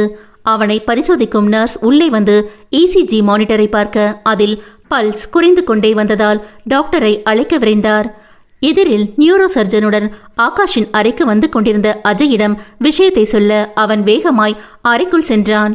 கிருஷ்ணனும் ஆஷிகாவும் பதற்றத்துடன் அறை முன்னில் நின்று கொண்டிருக்க, நாற்காலியில் அமர்ந்திருந்த யசோதா சரிந்து விழுவதைக் கண்ட ஆஷிகா பதறி ஓடி வந்தாள். ஐயோ அம்மா, என்னாச்சுமா, எழுந்திருங்க. மடியில் அன்னையை கிடத்திக் கொண்டு மகள் கதறுவதைக் கண்ட கிருஷ்ணனும் பதறினார். யசோ, எழுந்திருமா, என்னாச்சு? பதறிய கணவனை கண் திறந்து பார்த்தவரின் கடைவாயில் புன்னகையுடன் இரத்தமும் சேர்ந்து வழிய அதை அதிர்ச்சியுடன் பார்த்திருந்தனர். மனுநீதி சோழனோடு மடிந்து விடவில்லை மனிதம் என்னும் நீதி. 1000 கனவுகளோடு ஆசையாய் பெற்ற மகனின் அநீதி பொறுக்காமல் தர்மத்தின் வழி நடந்து கொலையும் செய்வாள் தாய். அன்று கருவறை கனவுகள் கல்லறையில் புதைப்படும். அத்தியாயம் 28. யசோதா, ஆகாஷ் இருவரின் புகைப்படம் ஒன்றும் ஊதுபத்தி புகைந்து கொண்டிருக்க எந்த சலனமும் இல்லாமல் ஒளிர்ந்து கொண்டிருந்தது விளக்கு. காரியம் முடிந்து உறவுகள் எல்லாம் சென்றுவிட வீடே வெறிச்சென்று இருந்தது. சோஃபாவில் சாய்ந்து கண்மூடியிருந்த கிருஷ்ணனின் இமைக்குள் கண்ணீர் துளிகள் உருண்டு கொண்டிருந்தன. குற்ற உணர்வில் மனம் குறுகுறுக்க தனது மகன் மனைவியை ஒரே சமயத்தில் பறிகொடுத்த வழியை தாங்க முடியாமல் தவித்தார். நான் செய்த தவறு என் மகன் தலையில் மனைவி மூலமாகவா விடிய வேண்டும்? தாயின் அரவணைப்பும் தந்தையின் கண்டிப்பும் தான் ஒரு பிள்ளையை நல்ல மகனாய் மாற்றும் வழி. நான் அதில் தவறிவிட்டேன். என் மகனையும் தடம் புரள வைத்து விட்டேனே. எந்த குற்றமும் செய்யாத என் யசோதாவையும் சேர்த்து இழந்துவிட்டு இப்பொழுது அனாதையாய் நிற்கிறேனே. மனதிற்குள் ஏதேதோ யோசனைகள் உழன்று கொண்டிருக்க மகளின் குரல் கேட்டு கண் திறந்தார். அப்பா, இந்த பாலாச்சும் குடிங்கப்பா. அவள் நீட்டிய கிளாஸை வெறுமனை பார்த்தவர், எனக்கு எதுவும் வேண்டாமா, இனி நான் இருந்து என்ன சாதிக்க போறேன்? இந்த சொத்து, பிசினஸ் எல்லாம் நீயும் மாப்பிளையும் பார்த்துக்கோங்க. நான் அப்படியே காசிக்கு கிளம்புறேன் என்றவரை அதிர்ச்சியுடன் பார்த்தாள் ஆஷிகா. என்னப்பா சொல்றீங்க? இப்ப எதுக்கு இந்த முடிவு? பிடிக்கலம்மா, எதுவுமே பிடிக்கல. உன் அம்மா இருந்தப்ப அவ அருமை தெரியல. இப்ப அவ இல்லாத ஒவ்வொரு நிமிஷமும் மனசு அவளை தேடுது. அவளை நான் ஒரு மனைவியா இல்ல மனுஷியா கூட நடத்தாம அடிமை மாதிரி வச்சிருந்தேன். எல்லாத்தையும் பொறுத்துக்கிட்டு இந்த வீடே உலகம்னு இருந்தா இப்ப என்ன இப்படி தனியா தவிக்க விட்டுட்டு போயிட்டாலே அனாதை போல தோணுதுமா. பேசாம என்னையும் அவங்களோடய கூட்டிட்டு போயிருக்கலாம். தனிமையும் குற்ற உணர்வும் அவரை அழுத்த குலுங்கி அழுத தந்தையை திகைப்புடன் நோக்கி நின்றாள் மகள். யசோதா ஆகாஷ் செய்த தவறையும் அதற்கு தான் கொடுத்த தண்டனை பற்றியும் வீடியோவில் வாக்குமூலமாய் பதிவு செய்து வைத்திருந்தார். அவனால் பாதிக்கப்பட்ட பெண்களின் பிரதிநிதியாய் அவனுக்கு விஷம் கொடுத்து கொன்றாலும் மகனை சரியான முறையில் வளர்க்க தவறிய தாயாய், பெற்ற மகனை கொன்ற பாவியாய் தனக்கு தானே தண்டனை கொடுத்து கொள்வதாக தனது மொபைலில் பேசி ரெக்கார்ட் செய்து வைத்திருந்தார். ஒரு குழந்தை நல்லவனாய் வளர்வதற்கும் கெட்டவனாய் மாறுவதற்கும் பெற்றவர்களே காரணமாகின்றனர். தன் போக்கில் அவர்களை விடாமல் சிறு வயதிலேயே நல்லது கெட்டது சொல்லிக் கொடுத்து வளர்க்க வேண்டும். அதை செய்ய தவறிய தனக்கும் இந்த தண்டனை அவசியம்தான். பாலூட்டி சீராட்டி வளர்த்த பிள்ளையை விஷம் கொடுத்து கொள்ளும் நிலை எந்த தாய்க்கும் வரக்கூடாது.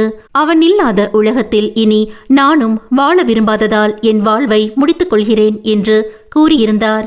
அதை பல முறை கேட்ட கிருஷ்ணனுக்கு தானே தன் பிள்ளையின் நடத்தையில் முக்கிய குற்றவாளி என்பது புரிய குற்ற உணர்வில் தத்தளித்தார். அம்மாவிடம் மனம் திறந்து பேசவும் கோபப்படவும் அதட்டவும் செய்யும் ஆஷிகா தந்தையிடம் அளவோடுதான் பேசுவாள். தப்பே செய்தாலும் கம்பீரமாய் தலை நிமிர்ந்து நிற்கும் தன் தந்தை இப்பொழுது குற்ற உணர்வில் தளர்ந்து ஒரு அனாதை போல உணர்வதாக கூறவும் அவளது மனமும் துடித்தது. தானும் தன் தாயின் முடிவுக்கு ஒரு காரணம் என்ற தவிப்பு அவளுக்குள்ளும் இருந்தது.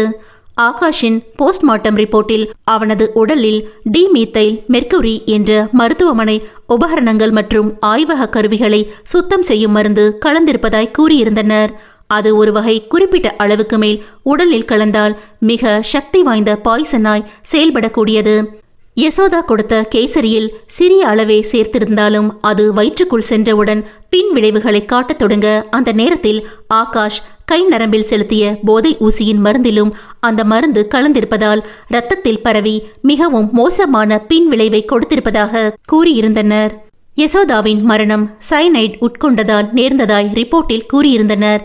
அவர் போலீஸ்க்கு ரெக்கார்ட் செய்து வைத்த தகவலில் சஹானாவின் பெயரை குறிப்பிடாமல் பொதுவாகவே பெண்களுக்கு அவன் செய்த கொடுமைக்காய் இப்படி செய்வதாய் குறிப்பிட்டிருந்தார். யசோதா பார்மசியில் விஷ மருந்துகளை எடுத்தது சிசிடிவியில் பதிவாகியிருந்தாலும் அந்த மருந்தை பற்றிய தகவல் அவருக்கு எப்படி கிடைத்தது என்ற குழப்பம் ஆஷிகாவுக்கு பார்மசிக்கு சென்றபோது தெளிவானது. பார்மசியில் ரெகுலர் கஸ்டமரான சயின்டிஸ்ட் ஒருவர் இந்த மருந்தை தொடர்ந்து உபயோகித்து வந்த காரணமாய் நோய்வாய்ப்பட்டு உயிரிழந்திருக்க அதை பார்மசி மேனேஜர் யாருடனோ பேசுவதை கேட்ட யசோதா இதையே மகனை கொள்ளும் ஆயுதமாய் தேர்ந்தெடுத்திருக்க வேண்டும் என்று புரிந்தது. தப்பு செய்த மகனை தண்டித்தது ஓகே, உனக்கும் எதுக்கு சைனைட் குப்பியை எடுத்து வந்திருக்கிறாய்? ஆசையாய் நேசித்த மகனை கொன்றுவிட்டு குற்ற உணர்வில் வாழ முடியாது என்று முடிவெடுத்து விட்டாயா? எப்படியெல்லாம் பேசினேன், கோபத்தில் திட்டினேன். முடிவில் நீ கொடுத்த தண்டனையை வேறு எந்த தாயும் பிள்ளைக்கு கொடுக்க முன் வருவாளா என்று தெரியவில்லை. ரியலி யூ ஆர் கிரேட் மா. அவள் கண்ணீர் கன்னத்தை நனைத்தது. யசோவின் முடிவு சகா குழுவினருக்கு வருத்தத்தை கொடுக்க அந்த நல்ல ஆத்மா சாந்தியடையட்டும் என வேண்டி இறுதி சடங்குக்கு சென்று வந்தனர். சிவா கேங்கை நரேனின் பொறுப்பில் விட்டுவிட்டு அடுத்த நாள் திருப்பூருக்கு புறப்பட்ட சஹாவின் முகத்தில் ஒரு தெளிவும் நிம்மதியும் தெரிந்தது. காரில் அமர சென்றவர்களிடம் நான் உங்களோட வரலாமா என்று நிதின் கேட்க சாதனாவும் சசிகலாவும் பதிலுக்காய் சஹாவின் முகத்தை பார்த்தனர். எதுவும் பேசாமல் கையில் இருந்த சாவியை அவனிடம் நீட்ட வாங்கிக் கொண்டவன் மனதில் சந்தோஷ மின்னல்கள். ஹாய், தாதியும் வந்துட்டீங்களா கேட்ட ஸ்ரீகுட்டியை முத்தமிட்டு நிதின் டிரைவிங் சீட்டில் அமர சாதனாவும் சசிகலாவும் வேகமாய் சென்று பின் சீட்டில் அமர்ந்தனர். அவர்களின் அவசரத்தின் காரணம் உணர்ந்து ஒரு பார்வை பார்த்தாலும் அமைதியாய் அவனுக்கு அருகே அமர்ந்தாள் சஹானா. நிர்மலா நிஷாந்தி நரேனிடம் விடைபெற்று அவர்களை திருப்பூருக்கு வருமாறு அழைத்துவிட்டு விடைபெற்றனர். நிதின் மனதில் பெரிய ஒரு பாரம் இறங்கியது போல் இருக்க அருகில் இருந்த சஹாவின் முகத்தை அடிக்கண்ணால் பார்த்து கொண்டான். காருக்குள் மௌனம் நிலவினாலும் அங்கிருந்த மனங்களில் 1000 எண்ணங்கள் ஓடிக்கொண்டிருந்தது. அதை அடிக்கடி ஸ்ரீகுட்டியின் குரல் மட்டுமே கலைத்துக் கொண்டிருந்தது. பாத்தி, எனக்கு டாடி கிட்ட போகணும். ஸ்ரீகுட்டி சசிகலாவின் காதில் ரகசியம் பேச அது காதில் விழுந்த சாதனா, அச்சோ வேண்டா செல்லம், மம்மி திட்டுவா எனவும் குழந்தை முகம் வாடி விசும்பத் தொடங்கினாள். ஸ்ரீகுட்டி, ஏண்டா செல்லம் அழற? காரோட்டிக்கொண்டே நிதின் கேட்க சஹானாவும் திரும்பி பார்த்தாள். அவளுக்கு உங்ககிட்ட வரணுமா தம்பி? வேண்டான்னு சொன்னதுக்கு அழறா என்றார் சசிகலா.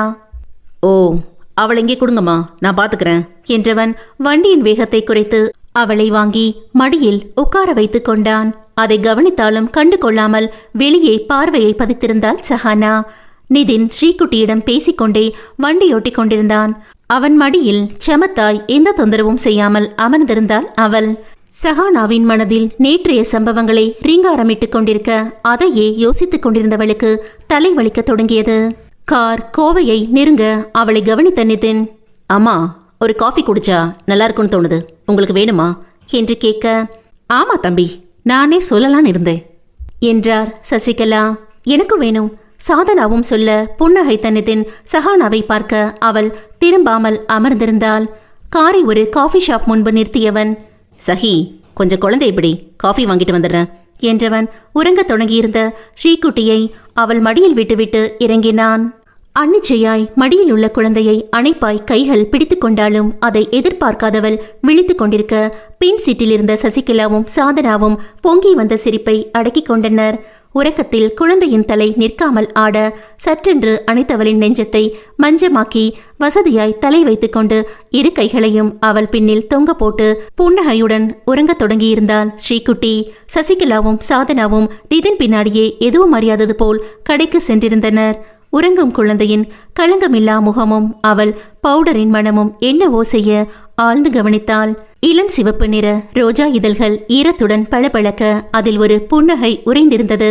தன்னை போலவே அரைக்கண் திறந்து கொண்டு உறங்கும் குழந்தையை அதிசயமாய் பார்த்தாள்.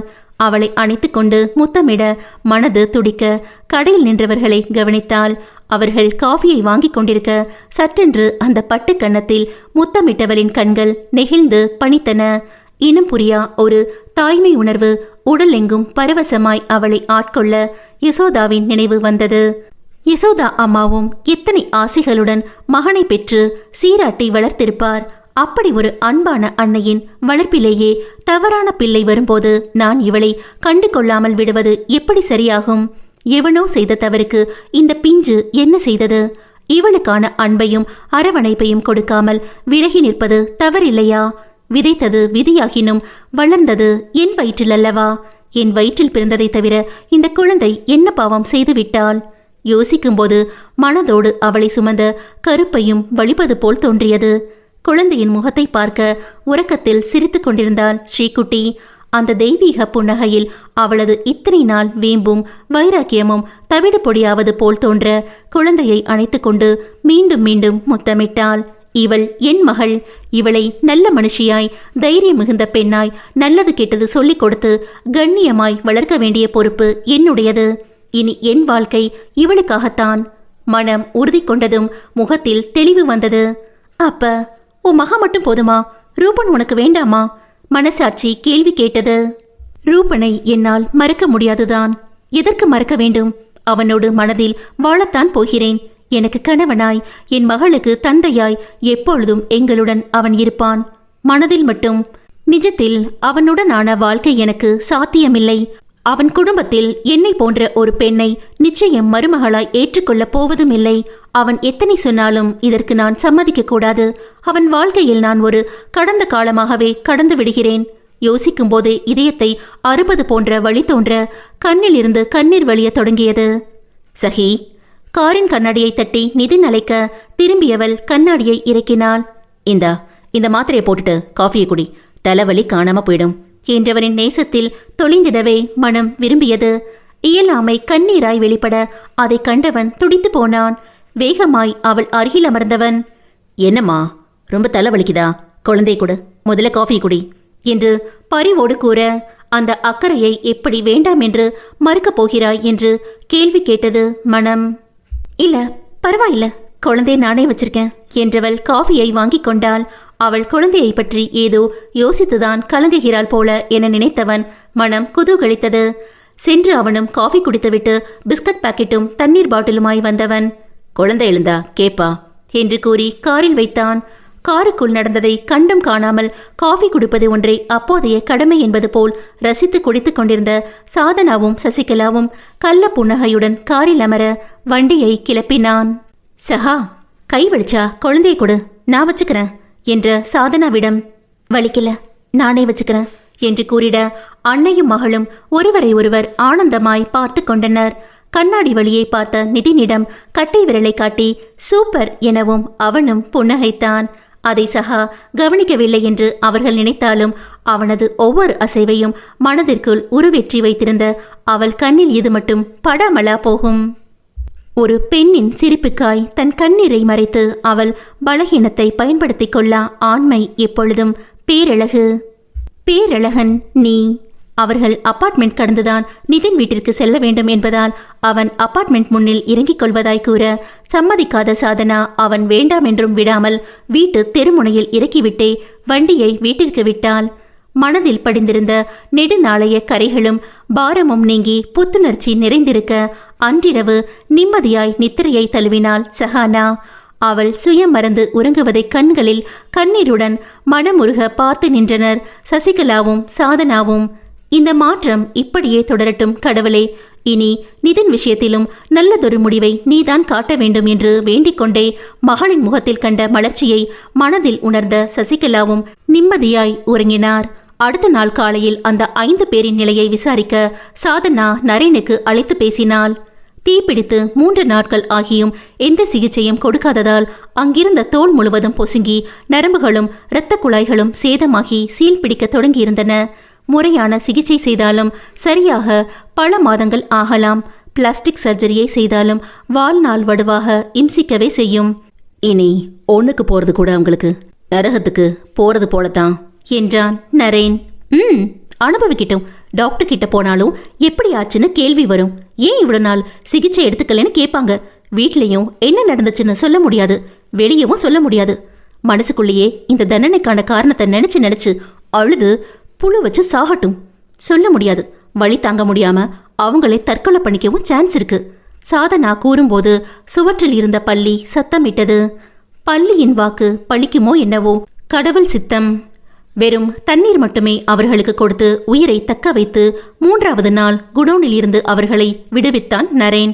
உயிர் மட்டுமே உடலில் மிச்சம் இருக்க வலியிலும் பசியிலும் சோர்ந்து துவண்டிருந்தவர்கள் நடக்கக்கூட முடியாமல் வெளியே வந்தனர். வீட்டிலும் நாட்டிலும் வரும் கேள்விக்கு பயந்து வலிக்கு சிகிச்சை கொடுக்கவும் முடியாமல் செத்து விடலாம் என்று தோன்றியது. பைக் இருந்தாலும் ஓட்ட முடியாதென்பதால் புரியாமல் தவித்தவர்கள் வேறு வழியின்றி வண்டி பிடித்து ஹாஸ்பிட்டலுக்கு சென்று அட்மிட்டாக டாக்டரின் கேள்விக்கு ஏதேதோ சொல்லி சமாளித்து சிகிச்சை என்ற பெயரில் நரக வேதனையை அனுபவித்துக் கொண்டிருந்தனர். ஒவ்வொரு நிமிடமும் சாவை விட கொடுமையாய் வலி அவர்களை கொன்று கொண்டிருக்க தாங்கள் செய்த தவறை எண்ணி கண்ணீர் விட்டு கலங்கினர். கூடிய சீக்கிரமே மர்ம உறுப்பில் தீப்புண் பட்டதால் வலி தாங்க முடியாமல் 5 இளைஞர்கள் தற்கொலை என்ற செய்தி பேப்பரில் வந்தாலும் ஆச்சரியப்படுவதற்கு இல்லை. கொடிய தண்டனை என்பது என்னவென்றால் இறந்து அனுபவித்தலை விட இருந்து அனுபவித்தலே. விதி வலியது. பெண் சாபம் பொல்லாதது. சிதைந்து போன ஒழுக்கமெல்லாம் சிதையில் ஏறும் காலம் வரும். பெண் என்பவள் பெரும் சக்தியாய் நிமிர்ந்து நிற்கையில் நீதியொன்று பிரகாச தீபமாய் உலகிலே உருவெடுக்கிறது. அற்ப புழுவல்ல பெண்கள். ஆழகால விஷத்தையும் அமுதத்தில் ஒளித்திருக்கும் ஆதிசக்தி அவள் என்பதை அகிலம் உணரும்போது அனைத்தும் அழகாய் அதிசயிக்க வைக்கும். அத்தியாயம் 29. நிதின், காஃபி கேட்டியப்பா, இந்தா. டிவியில் பார்வையை பதித்திருந்த நிதின் அன்னை நீட்டிய காஃபி கோப்பையை வாங்கி கொண்டு புன்னகைத்தான். அப்புறம் போன விஷயம் எல்லாம் நல்லபடியா முடிஞ்சதா? அவர் கேட்கவும் அவன் முழிக்க, என்னடா முழிக்கிற? புது ஆர்டர் விஷயமா 4 நாள் வெளியூர் போயிட்டு வந்தியே, என்னாச்சுன்னு கேட்டேன் என்றார் அவர். ஓ அதுவா, நினைச்சதை விட சிறப்பாக முடிஞ்சதுமா. நீயும் அடிக்கடி வெளியூர் போயிடுற, தனியா இங்கே எனக்கு பைத்தியம் பிடிக்குது. பேசாம உனக்கு ஒரு கல்யாணத்தை பண்ணி வச்சிடலான்னு இருக்கேன் எனவும் ஆர்வத்துடன் அன்னையை நோக்கினான் நிதின். Wow, super ஐடியாமா. நானும் தனியா வெளியூர் போகாம ஜோடியா போயிட்டு வரலாம். எனக்கு இப்படி ஒரு ஐடியா தோணாம போயிடுச்சு பாருங்க என்று சிரிக்க மகனை முறைத்தவர், உனக்கு நான் பேசுறது விளையாட்டா இருக்கா? பிரபா இருந்தப்ப தெரியல, இப்ப என்னமோ தனியா இருக்கிறது போல ஃபீல் ஆகுது என்றார் வருத்தத்துடன். அவரது மனநிலை புரிய நெகிழ்ந்தவன், அச்சோ அம்மா, என்னம்மா நீங்க, நான் சும்மா கிண்டல் பண்ண. இனி எனக்கு அடிக்கடி வெளியூரெல்லாம் போக வேண்டாம், உங்களுக்கு கம்பெனிக்கு நான் இருக்கேன் சொல்லிக்கொண்டே அவர் கன்னத்தை பிடித்து கிள்ளி தலையில் தன் தலையை முட்டிய மகனை அதிசயமாய் பார்த்தார் மீனாட்சி. சிறு வயதில் அவன் அப்படித்தான் அடிக்கடி அன்னையை கொஞ்சுவான். இப்போதெல்லாம் நின்று சரியாக பேசுவது கூட இல்லாமல் போயிருக்க மகனின் இந்த உற்சாகமான மாற்றம் அவருக்கு சந்தோஷத்தை கொடுத்தது. அவரது முகத்தில் தோன்றிய உணர்வுகளை பார்த்து கொண்டிருந்த நிதின், அம்மா உட்காருங்க என்று அருகில் அமர்த்தி அவர் மடியில் தலை வைத்து படுத்துக் கொண்டான். வெகு நாட்களுக்கு பிறகு மகனின் செய்கையில் மனம் நெகிழ்ந்தது மீனாட்சிக்கு. இன்று ஏனோ அன்னையை பார்க்கையில் நிதினுக்கு யசோதாவின் நினைவு வந்தது. யசோதாமா எத்தனை நல்லவர்! அவரது அன்பிலும் கவனிப்பிலும் வளர்ந்த மகன் இப்படி ஒரு தருதலையாய் போய்விட்டானே. எல்லா தாயும் பிள்ளைகளை கண்ணுக்குள் மணியாகத்தான் கவனித்துக் கொள்கின்றனர். விதம் வேண்டுமானாலும் மாறலாம், தாய் என்னும் குணம் என்றும் மாறாது. என் அன்னையும் அப்படித்தானே வளர்த்தார். அப்பா இறந்த பிறகு நானும் பிரபாவும் மட்டும்தானே அவரது உலகம். இனி அம்மாவின் மனம் நோகாமல் பார்த்து கொள்ள வேண்டும் என்று நினைத்து கொண்டான். மகனின் தலையை வருடிக் கொண்டிருந்த மீனாட்சி, நிதின், பிரபாவையும் மாப்பிளையும் விருந்துக்கு அழைக்கணும், எப்ப அழைக்கலாம்ப்பா என்றார். எப்ப வேணாலும் வர சொல்லுங்கம்மா. சரிப்பா, வர ஞாயிற்றுக்கிழமை வர சொல்லலாம், நீயும் மாப்பிள்ளை கிட்ட பேசிடு. சரிம்மா என்றவன் கண்ணை மூடிக்கொள்ள மகனின் முகத்தில் விழுந்த சந்தோஷத்தை பார்த்தவர், என்னப்பா இன்னைக்கு ரொம்ப உற்சாகமா இருக்க? ஆமா, இது ஃப்ரெண்டு விஷயமா வருத்தப்பட்டு பேசிட்டு இருந்தியே, என்னாச்சு? அந்த பொண்ணு கல்யாணத்துக்கு சம்மதம் சொல்லிடுச்சா என்றார் ஆர்வத்துடன். அவர் கேள்வியில் சற்றென்று அவனுக்குள் ஒரு ஐடியா தோன்ற எழுந்தமர்ந்தவன் சோகமாய் முகத்தை வைத்து கொண்டான். ஏங்கம்மா, அந்த பொண்ணுக்கு இந்த கல்யாணத்துல விருப்பம் இருக்குன்னு தான் தோணுது. ஆனா அவன் குடும்பத்துல ஏதாச்சும் சொல்லிடுவாங்களோன்னு பயந்துதான் ஒத்துக்க மாட்டேங்கிற போல இருக்கு. ஓ, அந்த பையனோட அம்மாவுக்கு இந்த விஷயம் தெரியுமா? அவங்களே பேச சொல்லிடலாமே. அப்படி பேசினா ஒருவேளை அந்த பொண்ணு சம்மதிச்சிடுவான்னு எனக்கு தோணுது என்றார் அவர் யோசனையுடன். ஆமா, இது நல்ல யோசனை தான். ஆனா இதை எல்லா அம்மாவும் உங்களை போல இவ்வளோ ஸ்போர்ட்டிவா எடுத்துப்பாங்கன்னு தெரியலையே. பக்குவமா அந்த பொண்ணுக்கிட்ட பேசி சம்மதிக்க வைக்கணும்.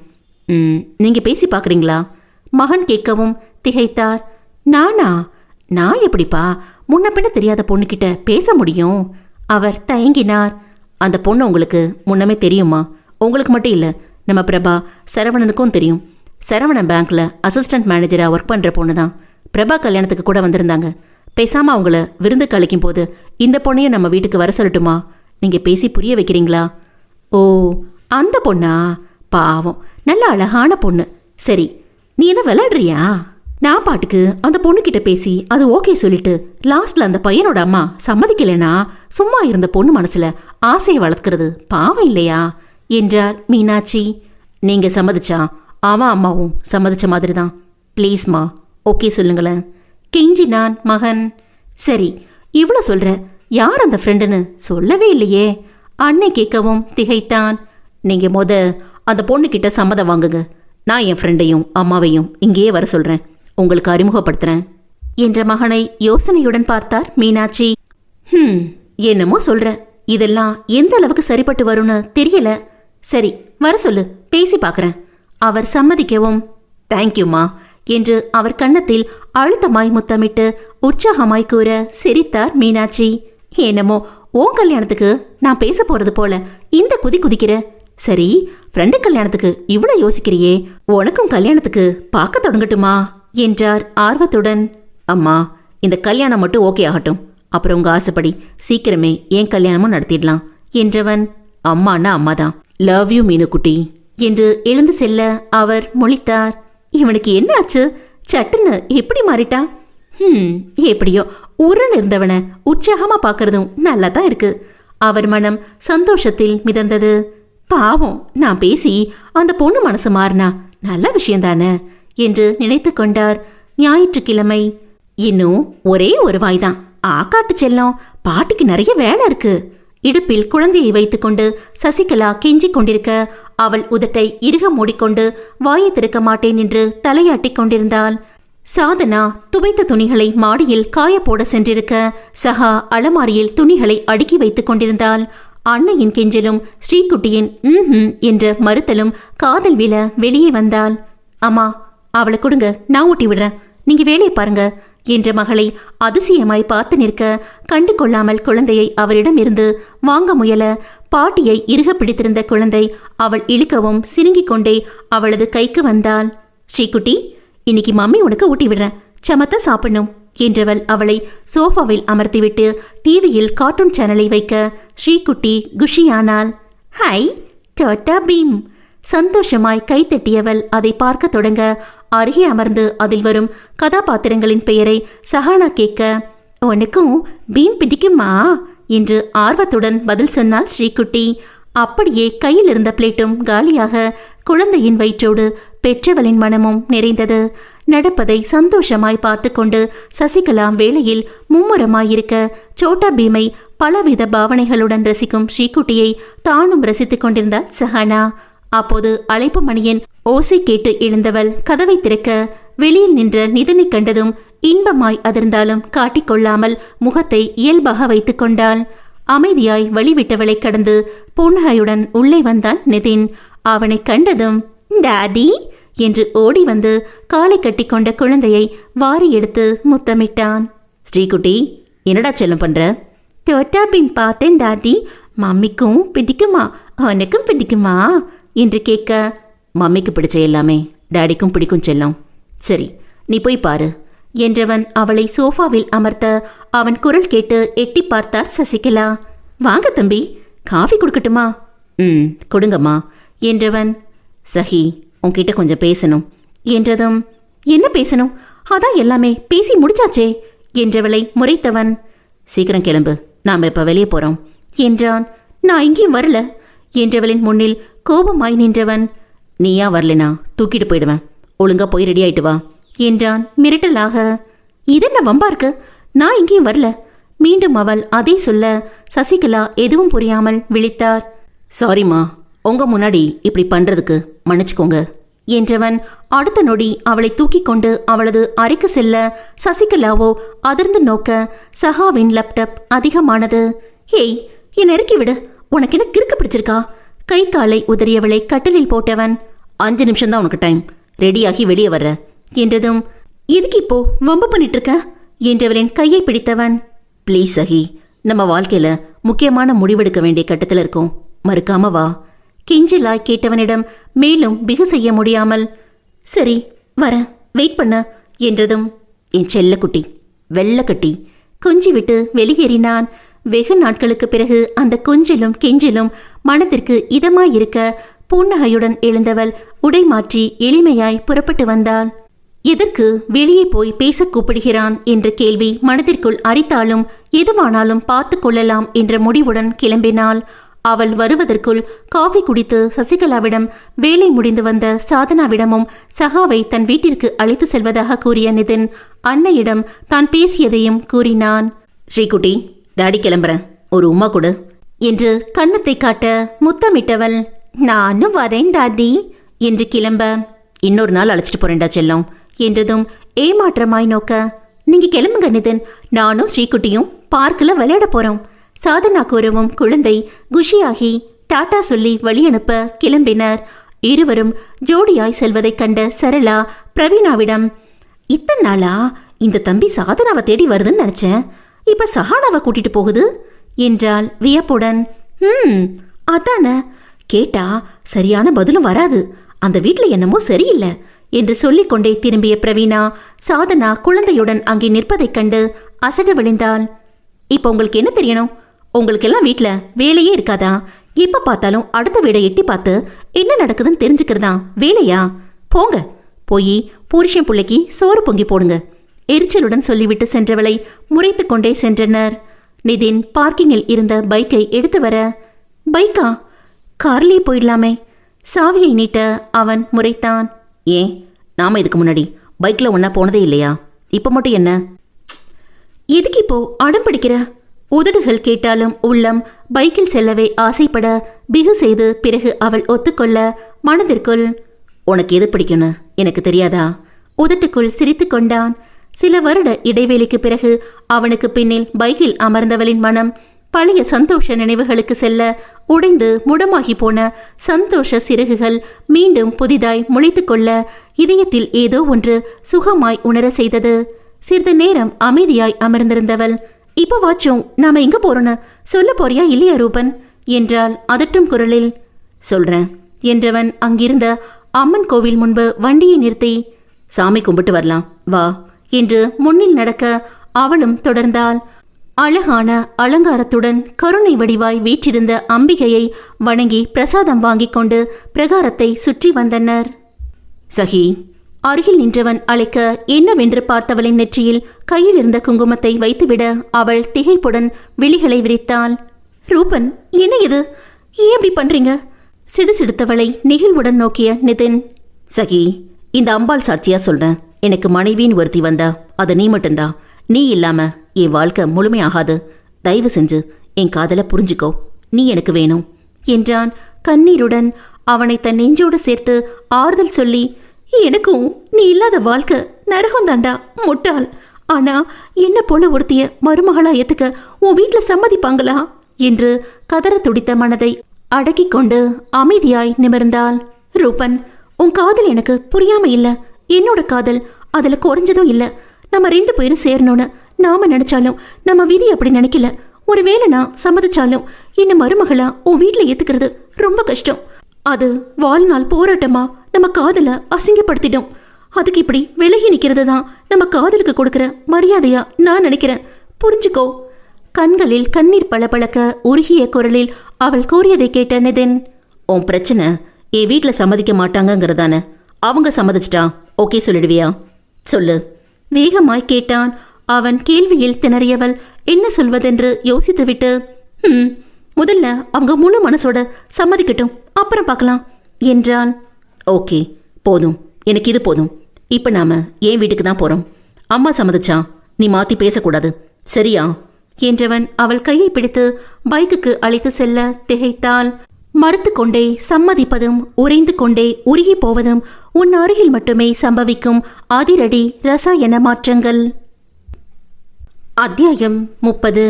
பிரபா ஆனந்தியின் குரல் வீடெங்கும் சந்தோஷமாய் ஒலித்து கொண்டிருக்க அவர்களுடன் பேசிக்கொண்டே விருந்துக்கான ஏற்பாடுகளை தடபுடலாய் கவனித்துக் கொண்டிருந்தார் மீனாட்சி.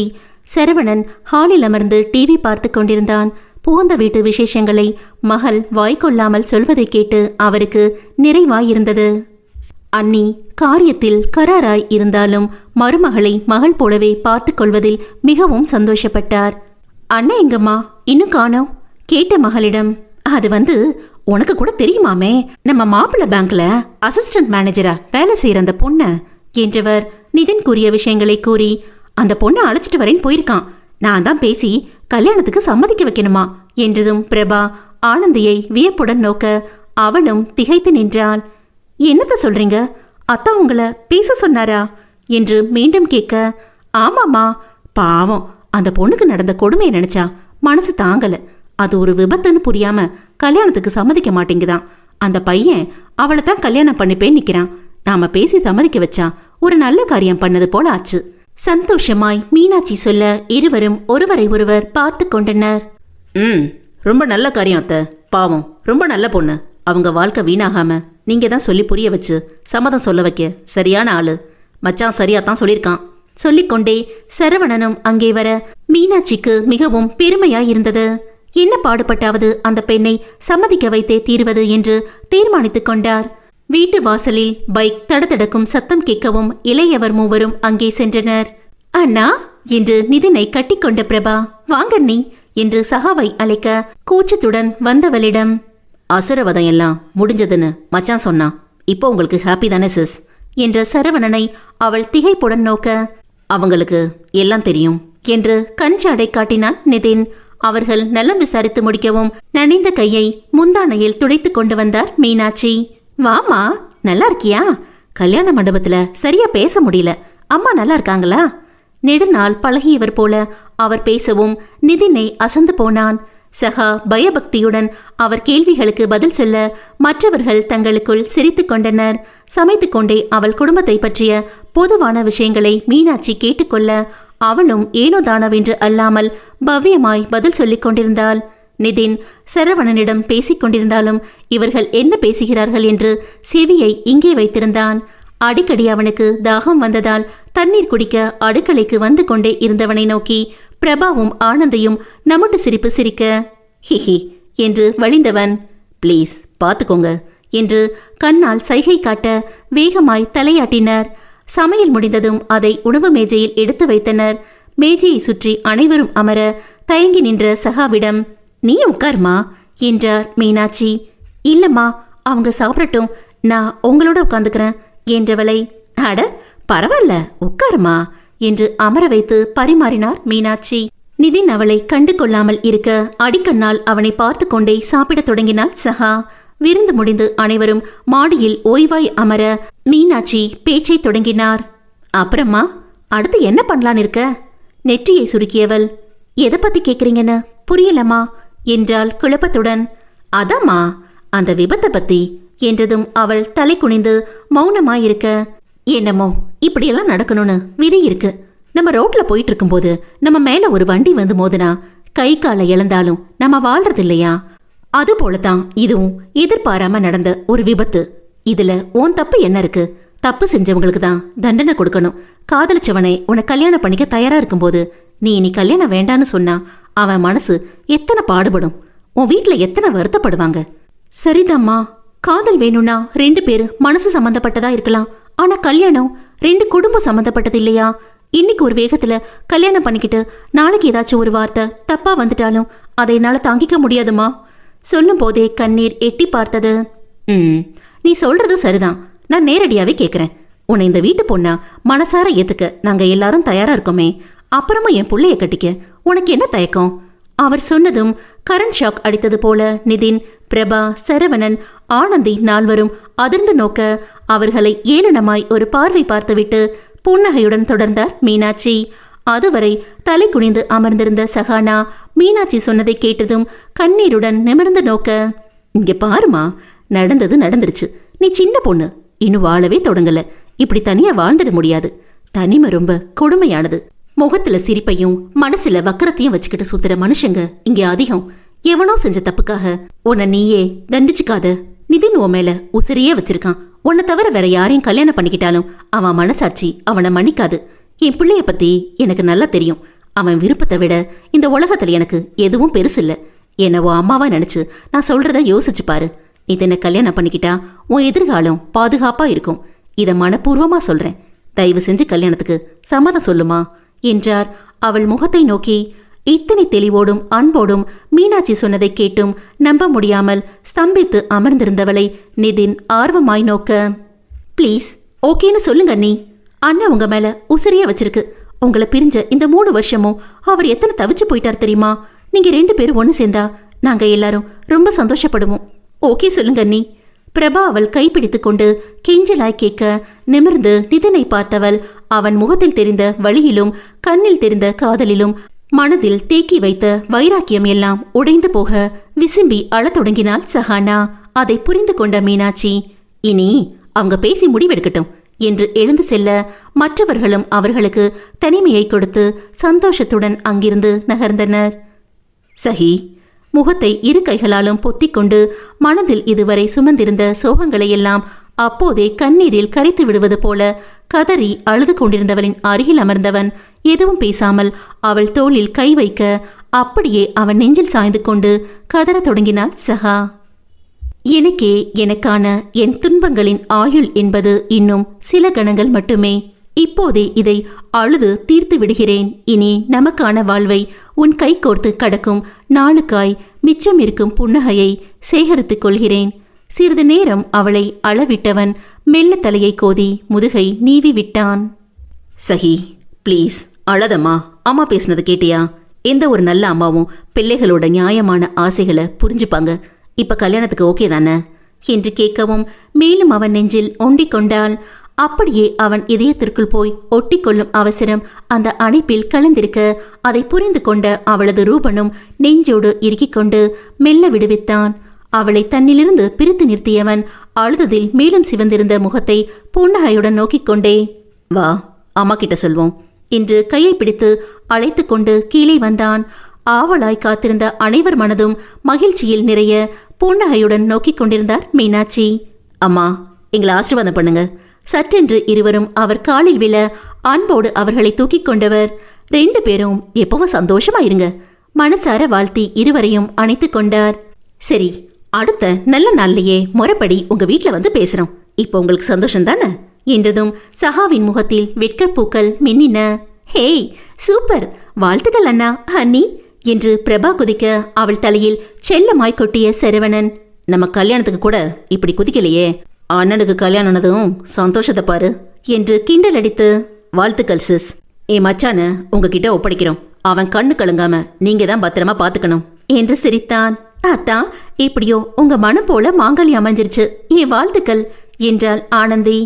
அடியே, அது பொண்ணுக்கு தானே சொல்லுவாங்க, நீ என் பையனுக்கு சொல்லி வாழ்த்துற என்று சிரித்தார் மீனாட்சி. அப்படியா, சும்மா இருக்கட்டும் அத்த, அத்தான் கொஞ்ச நெஞ்சமா அக்காவுக்காக துடிச்சாரு என்று கிண்டல் செய்ய, சரி சரி பாவம் ரூபனை ரொம்ப ஓட்டாதீங்க என்று சஹா சொல்லவும் அனைவரும் வியந்து, பாரா இப்பவே புருஷனுக்கு சப்போர்ட்ட என்று சிரிக்க அவளை காதலுடன் நோக்கினான் நிதின். பிறகு சிறிது நேரம் சந்தோஷமும் கலாட்டாவுமாய் கழிய அவளுக்கு குங்குமம் பூ வைத்து வீட்டிற்கு அனுப்பி வைத்த மீனாட்சி, சீக்கிரமே என் பேத்தியை பார்க்க வரேன்னு சம்மந்தி அம்மா கிட்ட சொல்லிடுமா என்றார் அவளிடம். சரிங்கத்த என்றவளை, என் மருமகளை பத்திரமா வீட்டில் விட்டுட்டு சீக்கிரம் வந்திருப்பா என்று மகனுடன் பைக்கில் வழி அனுப்பிவிட்டு உள்ளே வந்தவரை பிரபாவும் ஆனந்தியும் சரவணனும் பிடித்து கொண்டனர். அம்மா, எப்படிமா இது? அண்ணன் ஃப்ரெண்டுக்காக பேச போறேன்னு சொல்லிட்டு டபால்னு என் பையனை கட்டிக்கு சம்மதமான்னு கேட்டீங்க என்றாள் பிரபா திகைப்புடன். அதான, எப்படியாச்சும் அந்த பொண்ணை சம்மதிக்க வச்சா புண்ணியமா போகும்னு டயலாக் பேசிட்டு எப்படி அத்த இப்படி பேசுனீங்க என்றாள் ஆனந்தி ஆச்சரியமாய். ஆமா அத்த, எனக்கு அது விளங்காத புதிராவே இருக்கு, கொஞ்சம் சொல்லுங்களேன் என்றான் சரவணன். எல்லாருமா சேர்ந்து எனக்கு ரீலா ஓட்டுறீங்க, இப்ப நான் எப்படி உங்களுக்கு கலர் கலரா பிலிம் காட்டினேன்னு பாத்தீங்களா? அந்த ஃப்ராடு ரீல் மன்னனும் வரட்டும், அப்புறம் எல்லாத்தையும் விம்மு போட்டு விளக்குறேன் என்றவர் நக்கலாய் சிரித்துக்கொண்டே அடுக்கலைக்கு எழுந்து செல்ல மூவரும் எப்படி இது என்று தலையை பீத்து கொண்டு நிதினுக்காய் காத்திருக்க 1 மணி நேர இடைவெளிக்கு பிறகு பைக் சத்தம் வாசலில் கேட்டது. அம்மா, உள்ளே நுழையும் போதே ஹை டெசிபலில் கத்திக்கொண்டு கையில் ஸ்வீட் பாக்ஸுடன் நுழைந்த நிதினை கண்டதும், அம்மா அண்ணா வந்தாச்சு என்று மறு ஒளிபரப்பு செய்தாள் தங்கை. சீக்கிரம் வாண்ணா, உனக்கு தான் வெயிட்டிங். பிரபா பரபரக்க, அம்மா எங்க என்றான் நிதின் ஜாடையில் கிச்சனை கை காட்டி. உள்ள இருக்காங்க, சம்திங் ராங் என்று ரகசியம் சொன்னான் சரவணன்.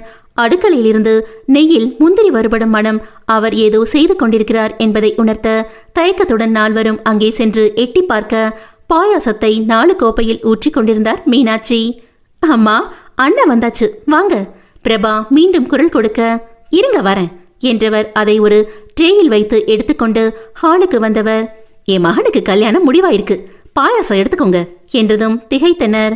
மனதில் ஒரு கலக்கம் இருந்தாலும் அம்மாதான் சகியிடம் சம்மதம் சொல்லிவிட்டாரே என்று அமைதியாய் பாயாசத்தை எடுத்துக்கொண்டான் நிதின். அதை குடித்து முடித்ததும், அம்மா இன்னும் சஸ்பென்ஸ் வைக்காம விஷயத்த சொல்லுங்கம்மா. பிரபா சினிங்கவும் மகனை முறைத்தார் மீனாட்சி. நிதின் பம்மிக்கொண்டு அமர்ந்திருக்க காதை பிடித்து செல்லமாய் திருகவும், அம்மா வலிக்குது என்று போலியாய் அலறியவனின் முதுகில் ஒன்று வைத்தவர், ஏண்டா பெரிய மனுஷா, நீயே உன் கதைக்கு கதாவசனம் எல்லாம் எழுதி என்ன நடிக்க வைக்க பாக்குறியா? உன்னோட ரீல் எல்லாம் எப்பவோ வந்துருச்சு என்றார் சிரிப்புடன். என்னம்மா சொல்றீங்க, உங்களுக்கு எப்படி விஷயம் தெரிஞ்சிச்சு என்றான் அவனும் ஆவலுடன். அன்னைக்கு விருந்துக்கு நீ சகாவை அழைச்சிட்டு என்னை பேசி சம்மதம் வாங்க சொன்னியே, அப்ப இருந்தே மனசுல ஒரு உறுத்தல் இருந்துட்டு இருந்துச்சு. எப்படி யோசிச்சு பார்த்தாலும் ஏதோ ஒரு நண்பனுக்காக நீ இவ்வளவு யோசிக்கிறதும் அந்த பொண்ணோட சம்மதத்துக்கு என்ன பேச சொன்னதும் முரண்பாடாவே இருந்துச்சு. அப்பதான் நீயும் மாப்பிளையும் போன்ல பேசிட்டு இருந்ததை கேட்டேன். நீ அடிக்கடி வெளியூர் போனதுக்கான காரணமும் புரிஞ்சது. சகாவை நினைச்சு ரொம்ப கவலையா பேசிட்டு இருந்த. நான் எவ்வளவோ கெஞ்சியும் சகா கல்யாணத்துக்கு சம்மதிக்க மாட்டேங்கிறா, என் குடும்பத்தில் அவளை ஏத்துப்பாங்களான்னு பயப்படுறது போல இருக்கு. அதான் ஒரு பிளான் பண்ணிருக்கேன். அம்மா கிட்ட என் ஃப்ரெண்டு காதலிச்ச பொண்ணுக்கு இப்படி நடந்துச்சுன்னு ஆல்ரெடி சொல்லி வச்சிருக்கேன். அதனால நீங்க விருந்துக்கு வர அன்னைக்கு அவளையும் வீட்டுக்கு அழைச்சிட்டு வந்து அம்மாவையே பேச வைக்கிறேன். இத பிரபா ஆனந்தி கிட்ட சொல்லிடுங்கன்னு சொல்லிட்டு இருந்த. முதல்ல அதை கேட்டதும் எனக்கும் ஷாக்கா தான் இருந்துச்சு. ஆனா யசோமா பத்தி நீ ரொம்ப வருத்தப்பட்டு சொன்னது மனசை உறுத்துச்சு. தான் மகனால ஒரு பொண்ணு பாதிக்கப்பட்டதுக்காக பெத்த மகனையே கொன்னு தானும் உயிரை விடுறதுக்கு எவ்வளவு பெரிய மனசு இருக்கணும். தப்பு செஞ்ச மகனுக்காக அவங்க யோசிக்கும் போது தன் காதலிச்ச பொண்ணுக்கு நடந்த கொடுமையை மறந்து அவளுக்கு வாழ்க்கை கொடுக்க நினைக்கிற என் மகனோட நல்ல மனசுக்கு நான் எதிராக இருக்கக்கூடாதுன்னு தோணுச்சு. மனமுருக அவர் சொல்லிக் கொண்டிருக்க ஒரு வார்த்தை கூட நடுவே பேசாமல் அனைவரும் அமைதியாய் கேட்டிருந்தனர். அம்மா, குரல் தொண்டைக்குள் சிக்கிக்கொள்ள தழுதழுத்த மகனின் தோளில் தட்டி கொடுத்த மீனாட்சி, உன் சந்தோஷம் அந்த பொண்ணுதான் தெரிஞ்ச பிறகு அதை தட்டி விடுறதுல எனக்கு விருப்பம் இல்லை. என் மகனை நான் ரொம்ப நல்லா வளர்த்துருக்கேன்னு என் மனசு நிறைஞ்சிருக்கு. இதை விட பெத்த தாய்க்கு ஒரு பிள்ளை என்ன பெருமையை கொடுத்துட முடியும்? நெகிழ்ச்சியுடன் கண்ணை துடைத்து கொண்ட அன்னையை கண்ணீருடன் அணைத்து கொண்டான் நிதின். மற்ற மூவரும் பிரமித்து கேட்டுக்கொண்டிருந்தனர். யசோமா இறந்த பின்னும் ஒரு தாயின் மனதில் நிறைந்து சகாவின் வாழ்வில் வெளிச்சத்தை கொடுத்திருக்கிறார். மகனை சான்றோன் என கேட்ட வேளையில் ஒரு தாய் புலங்காயுதம் அடைகிறாள். அவனை நல்ல மனிதனாய் உணர்கையில் தன் கருவறையில் சுமந்ததற்காய் கர்வம் கொள்கிறாள். அன்னையின் மனம் குளிர்ந்தால் அகிலமே நிறைந்திடாதோ? அத்தியாயம் 31. சகா, எல்லாரும் வர தொடங்கியாச்சு. என் பேத்திய ரெடி பண்ணியாச்சா இல்லையா? மீனாட்சி கீழிருந்து குரல் கொடுக்க, இதோ வந்துட்டேன் அத்த. மாடியிலிருந்து எதிர்குரல் கொடுத்த சஹானா அடுத்த நிமிடத்தில் மாடிப்படியில் பிரசன்னமானாள். உடலை சுற்றியிருந்த பர்பிள் வண்ண பட்டுப்புடவையும் கூந்தலில் சூடியிருந்த பூவும் மெருகேறி இருந்தவளை மேலும் அழகாய் காட்ட முகத்தில் படர்ந்திருந்த அமைதியான புன்னகை அகல் விளக்காய் ஒளி வீசியது. என்னம்மா நீ மட்டும் வர? மாப்பிள்ளையும் ஸ்ரீகுட்டியும் எங்க? இங்க எல்லாரும் அவங்களுக்காக வெயிட் பண்ணிட்டு இருக்காங்கல்ல? மகரிடம் கேட்ட சசிகலாவிடம் புன்னகைத்தவள், இப்ப வந்துருவாங்கம்மா என்று விட்டு மேஜை மீது இருந்த கேக்கின் மீது மெழுகுவர்த்தியை வைத்துக் கொண்டிருந்த பிரபாவிடம் சென்றாள். ஸ்ரீகுட்டியின் 3வது பிறந்த நாள் விழாவை கொண்டாடுவதற்காய் குடும்பத்தினரும் நட்புகளும் அவர்கள் வீட்டில் கூடியிருந்தனர். தாய்மையின் பூரிப்பில் லேசாய் மேடிட்டிருந்த வயிற்றுடன் நின்று கொண்டிருந்தவளை புன்னகையுடன் பார்த்தவள், நீ எதுக்கு பிரபா இதெல்லாம் பண்ணிட்டு இருக்க? இதோ இந்த அம்மாக்காரி வெட்டியா தானே நிக்கிறா, இவ செய்ய மாட்டாளா என்று சாதனாவை சீண்ட. யாரு? நான் வெட்டியா நிக்கிறேனா? இப்பதான் எல்லாருக்கும் கூல்ட்ரிங்க்ஸ் கொடுத்துட்டு வரேன் முறைத்தாள் அவள். கலக்கி வச்ச கூல்ட்ரிங்க்ஸை எடுத்து கொடுத்ததுக்கு பில்டப்ப பாரு. சரி, எங்க நரேன்? அவங்கள பிக்கப் பண்ணிட்டு வந்துட்டாரா? ஊரிலிருந்து வந்த நிஷாந்தி நிர்மலா அவளது கணவனை அழைத்து வருவதற்காய் ரயில்வே ஸ்டேஷன் சென்றிருந்தான் நரேன். அவள் கேட்கும் போதே வாசல் முன் கார் வந்து நிற்க அவர்கள் எல்லோரும் இறங்கவும் வரவேற்க சென்றனர். அவர்களைத் தொடர்ந்து சரவணனின் காரில் அவனது பெற்றோரும் ஆனந்தியும் வர அவர்களையும் வரவேற்று அமர்த்தினர். வாங்க நீ, வாங்கண்ணா. வாய் நிறைய புன்னகையோடு வரவேற்ற தங்கையை நோக்கி அன்பாய் புன்னகைத்தவர், என்ன மீனுமா, எப்படி இருக்க? அப்பப்ப மகளை பார்க்க வாச்சும் நம்ம வீட்டுக்கு வரலாம்ல என்றார் ஆதங்கத்துடன். அதுக்கு எங்க உங்க தங்கச்சிக்கு நேரம் இருக்க போது? அவ பேத்திய பாத்துக்கவும் மருமகளுக்கு உதவி செய்யவுமே நேரம் சரியா இருக்கும். குத்தலாய் அண்ணி சொன்னதை கண்டு கொள்ளாமல் சிரித்தவர், அப்படியெல்லாம் இல்ல அண்ணி, பிரபாவுக்கு குழந்தை பிறந்தா வந்து பார்க்காம இருந்துருவேனா, உட்காருங்க என்று உபசரித்தவர். சஹா, அண்ணா அண்ணிக்கு ஜூஸ் கொடுமா என்று சொல்லி முடிக்கும் முன் ஜூஸ் டம்ளர்கள் ஏந்திய ட்ரேயுடன் அங்கே நின்றிருந்தாள் சஹானா. ஆனந்திக்கு ஒரு வரன் சரியா இருக்கு மீனும். அடுத்த வாரத்துல ஒரு நாள் பொண்ணு பார்க்க வரேன்னு சொல்லியிருக்காங்க. நாள் முடிவானதும் சொல்றேன், கண்டிப்பா நீ வரணும் வாத்சல்யத்தோடு கூறிய அண்ணனின் வார்த்தையில் நெகிழ்ந்தவர், என்னண்ணா நம்ம வீட்டு விசேஷத்துக்கு நான் வராமையா என்று விட்டு, என்ன மருமகளே டும்டுமுக்கு தயாராயிட்டியா என்று கேட்க, போங்கத்த என்று சினுங்கலான வெக்கத்தோடு ஆனந்தி பிரபாவின் அருகே போய் நின்று கொண்டாள். அட புள்ளைக்கு வெக்கத்தை பாரு. மீனாட்சி சொல்லவும், ஓ இதுக்கு பேர்தான் வெக்கமா? இப்பதான் முறையா பாக்குறேன் என்று சரவணன் அவன் பங்குக்கு தங்கையை கிண்டல் செய்ய, அடியே அண்ணி, உன் புருஷனை அடக்கி வளர்க்க மாட்டியா? இப்ப எல்லாரும் முன்னாடியும் கிண்டல் பண்ணி மானத்தை வாங்குறாரு என்று பிரபாவின் காதை கடிக்க பொங்கி வந்த சிரிப்பை அடக்கிக் கொண்டு கணவனை பாவமாய் பார்த்தாள். அனைவரும் கலகலவென்று பேசிக் கொண்டிருக்க, சரி எல்லாரும் வந்தாச்சு, எங்க இன்னும் நம்ம முக்கியமான ஆளை காணோம் நரேன் கேட்க, அதோ அப்பாவும் பொண்ணும் தரிசனம் கொடுத்துட்டாங்க பாருங்க என்று சிரிப்புடன் மேலே கை காட்டினாள் சஹா. கரு நீல நிற லெஹன்காட்டை பாவாடை பிளவுஸில் ஆங்காங்கே தங்கம் மற்றும் பிங்க் நிறத்தில் எம்ப்ராய்டரி வேலை பளிச்சிட, அதற்கு மேல் தாவணியை அணிந்து அதற்கு பொருத்தமாய் கம்மல் வளையல் நெக்லஸ் அணிந்து பிங்க் நிறத்தில் முத்துப்பூக்கள் கொண்ட ஹேர்பேண்ட் வைத்து இளவரசி போல் மிளிர்ந்த ஸ்ரீகுட்டி எல்லோரும் கூடியிருப்பதைக் கண்டு வெக்கத்தில் நெளிந்து கொண்டே நிதினின் பின்னில் மறைந்தபடி வந்தாள். நிதின் சந்தன நிற பைஜாமாவும் வேஷ்டியுமாய் பளிச்சென்று இருந்தான். அதோ நம்ம நிகழ்ச்சியின் நாயகி வந்தாச்சு, இனி கேக் கட் பண்ணலாம். சாதனா உற்சாகத்துடன் செல்லவும் அனைவரும் மேஜையை சூழ்ந்து நிற்க மனைவியை அருகில் நிறுத்தி கொண்டு ஸ்ரீகுட்டியை தூக்கி கொண்டு நடுவில் நின்றான் நிதின்.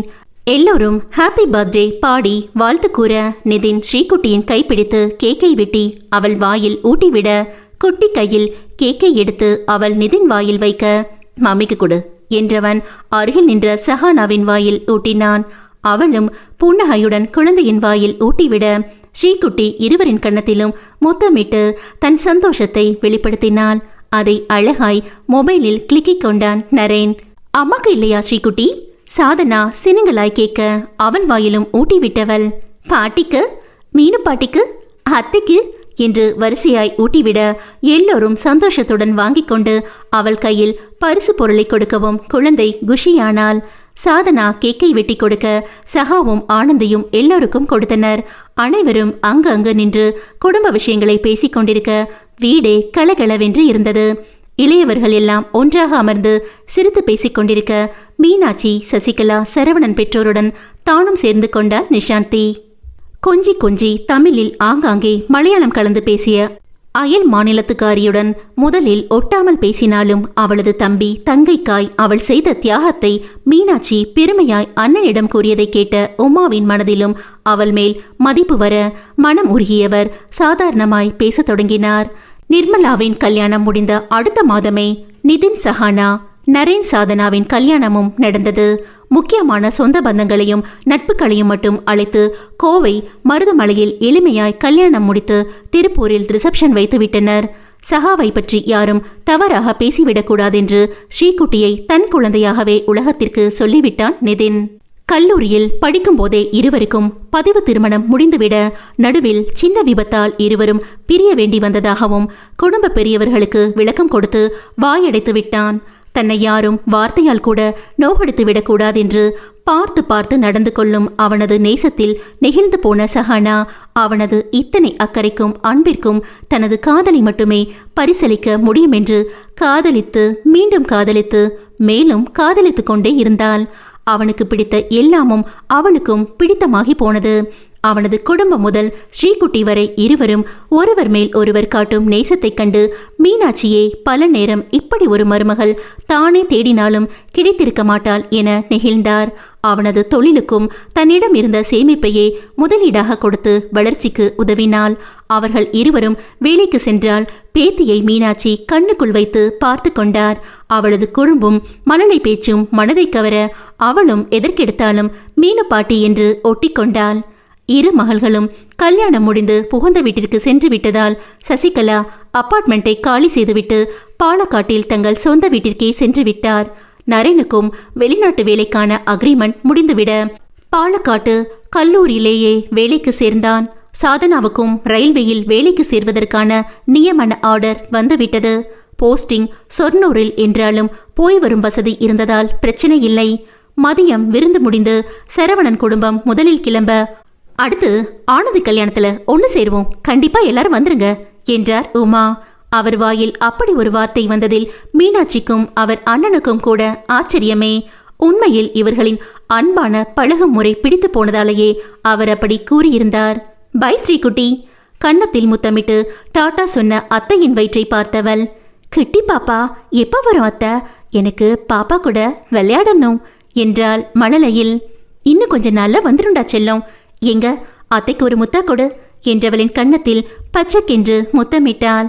சரி நாங்க கிளம்புறோம் என்று உமா. நீங்க 3 பேரும் சீக்கிரமே நல்ல செய்தி சொல்லுங்க. சாதனா, சஹா நிர்மலாவை பார்த்து கூற நாணத்துடன் கணவனை பார்த்து கொண்டனர். நிர்மலாவின் கணவனுக்கு தமிழ் அவ்வளவு புரியாவிட்டாலும் பொதுவாய் எல்லாவற்றிற்கும் ஒரு புன்னகையை சிந்திக் கொண்டிருந்தான். சாதனாவின் அருகில் நின்ற நரேன், பாத்தியா பெரியவங்களே நல்ல செய்தி சொல்ல சொல்றாங்க, நீதான் இப்ப வேண்டான்னு தள்ளி போட்டே இருக்க என்று முணுமுணுக்க. அச்சோ யாராச்சும் கேட்க போறாங்க, அது எனக்கு எங்க போஸ்டிங் போடுவாங்களோன்னு நினைச்சு சொன்ன, இப்பதான் சொர்ணூர்னு தெரிஞ்சிருச்சே என்றாள் சினுங்களுடன். ஹோ அப்போ நோ தடாவா?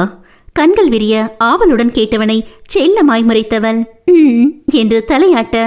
ஆஹா, இன்னைக்கே அதுக்கான முயற்சியில வெற்றிகரமா இறங்கிட வேண்டியதான். அவன் மனைவியை விழுங்குவது போல் பார்த்து கொண்டே சொல்ல செந்தூரமாய் சிவந்த முகத்தை யாரும் காணும் முன் நாணத்துடன் குனிந்து கொண்டாள். அடுத்து சாதனா குடும்பத்தினர் கிளம்ப மீனாட்சியின் கையை கண்ணீருடன் பற்றி கொண்ட சசிகலா, எந்த ஒரு தாய்க்கும் தம் பொண்ணுங்களை இப்படி நிறைவா பார்க்கணும் தானே இருக்கும். இந்த வாழ்க்கையும் சந்தோஷமும் நீங்களும் மாப்பிள்ளையும் எங்களுக்கு கொடுத்த பாக்கியம். அதை எப்பவும் மறக்க மாட்டோம். ரொம்ப நன்றிமா மனமுருக கூறினார். அட என்ன சம்மந்தி நீங்க இப்படி ஒரு மருமகளை இல்ல மகளை இந்த வீட்டுக்கு கொடுத்ததுக்கு நான் தான் உங்களுக்கு நன்றி சொல்லணும். கண்ணை தொடச்சிட்டு சந்தோஷமா கிளம்புங்க என்றார் புன்னகையுடன். அவர்கள் பேசுவதை சுவற்றின் இந்த பக்கம் இருந்து கேட்டுக்கொண்டிருந்த சஹாவின் கண்கள் பணிக்க சற்று தள்ளி நரேனுடன் பேசி சிரித்துக் கொண்டிருந்த கணவனை நெஞ்சில் வலியும் நேசத்தோடு பார்த்து கொண்டிருந்தாள். எதற்கோ திரும்பிய நிதின் அவள் பார்வை கண்டு கேள்வியாய் புருவம் தூக்க தலையாட்டிவிட்டு நகர்ந்தாள். அனைவரிடமும் விடைபெற்று அவர்கள் கிளம்ப வீடே வெறிச்சென்று ஆனது. குழந்தை தூக்க கலக்கத்தில் நிற்பதைக் கண்ட மீனாட்சி, நான் ஸ்ரீகுட்டிய தூங்க வைக்கிறேன், நீங்களும் கொஞ்சம் ரெஸ்ட் எடுங்க சஹா என்று அவரது அறைக்கு குழந்தையை எடுத்துக்கொண்டு சென்றார். ஈரமாய் மழையும் சாரலிடத் தொடங்க வெளியே கிடந்த நாற்காலிகளை ஒதுங்க வைத்துக் கொண்டிருந்த நிதினை ஜன்னல் வழியாய் நோக்கி நின்றாள் சஹானா. உள்ளே வந்தவன், ஏய் பொண்டாட்டி, எதுக்கு இப்படி திருட்டுத்தனமா புருஷனை சைட் அடிச்சிட்டு இருக்க? கேட்டுக்கொண்டே அவள் பின்னில் நின்றவனைக் கண்டு வழிந்தவள் முகத்தை காட்டாமல் திருப்பி சமாளித்தாள். ஏன் புருஷனை நான் சைட் அடிக்காம வேற யாரு சைட் அடிப்பா? இல்ல அடிக்கத்தான் விட்டுருவேனா? அப்படி சொல்லடி என் செல்லக்குட்டி கூறியபடியே அவள் பின்னில் வந்து தோளில் கையிட்டு கொண்டான். என்னது ஹால்ல அத்தை வந்துட்டு போறாங்க. சினுங்கினாலும் அவள் குரலில் ஒரு தேவையை உணர்ந்த நிதின் உற்சாகமாய் புன்னகைத்தான். அம்மா தான் தூங்க போயிட்டாங்களே, நம்ம ஸ்ரீகுட்டிக்கு எவ்வளோ நாள் தான் பொம்மையவே விளையாட கொடுக்கறது என்றவன் அவள் கழுத்தில் தாடையை உரச, அதுக்கு என்னவா? கூச்சத்தில் நெளிந்தாள். அது அவனுக்கு மேலும் ஆர்வத்தை கொடுக்க அவள் கழுத்து வளைவில் முகம் புதைத்து மென்மையாய் முத்தமிட்டவன்.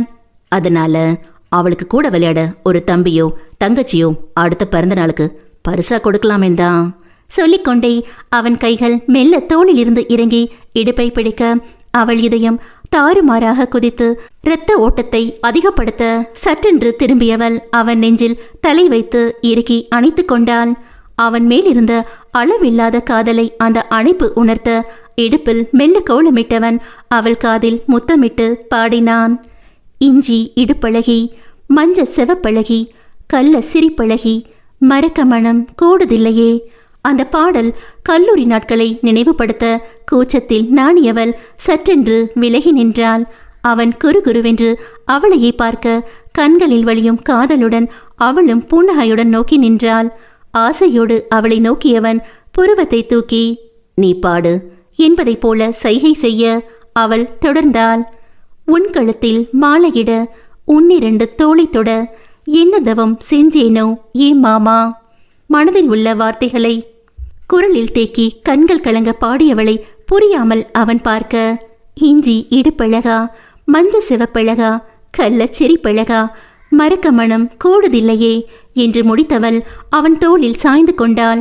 ஆச்சரியத்தில் விரிந்த கண்களுடன் அவள் முகத்தை ஒரு விரலால் நிமிர்த்தி, சம்மதமா என்று கேட்க நாணத்துடன் இரு கைகளாலும் முகத்தை மூடிக்கொண்டாள்.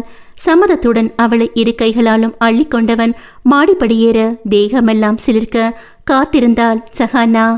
இத்தனை நாட்கள் அவளது மனம் முழுமையாய் அவனை ஏற்றுக்கொள்வதற்காய் காத்திருந்தவன் உள்ளமும் இருவரும் சங்கமிக்க போகும் நேரத்திற்காய் காத்திருந்தது.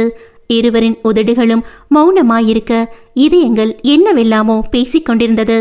அவனை அவன் மறத்தலும் அவளை அவன் மறத்தலும் அவர்கள் மரணத்தில் மட்டுமே சாத்தியம். வழிகளை மறக்க வடுக்கள் விடுவதில்லை, நினைவுகளை மறக்க நிகழ்வுகள் விடுவதில்லை, நம்மை மறக்க நம் காதலும் விடுவதில்லை.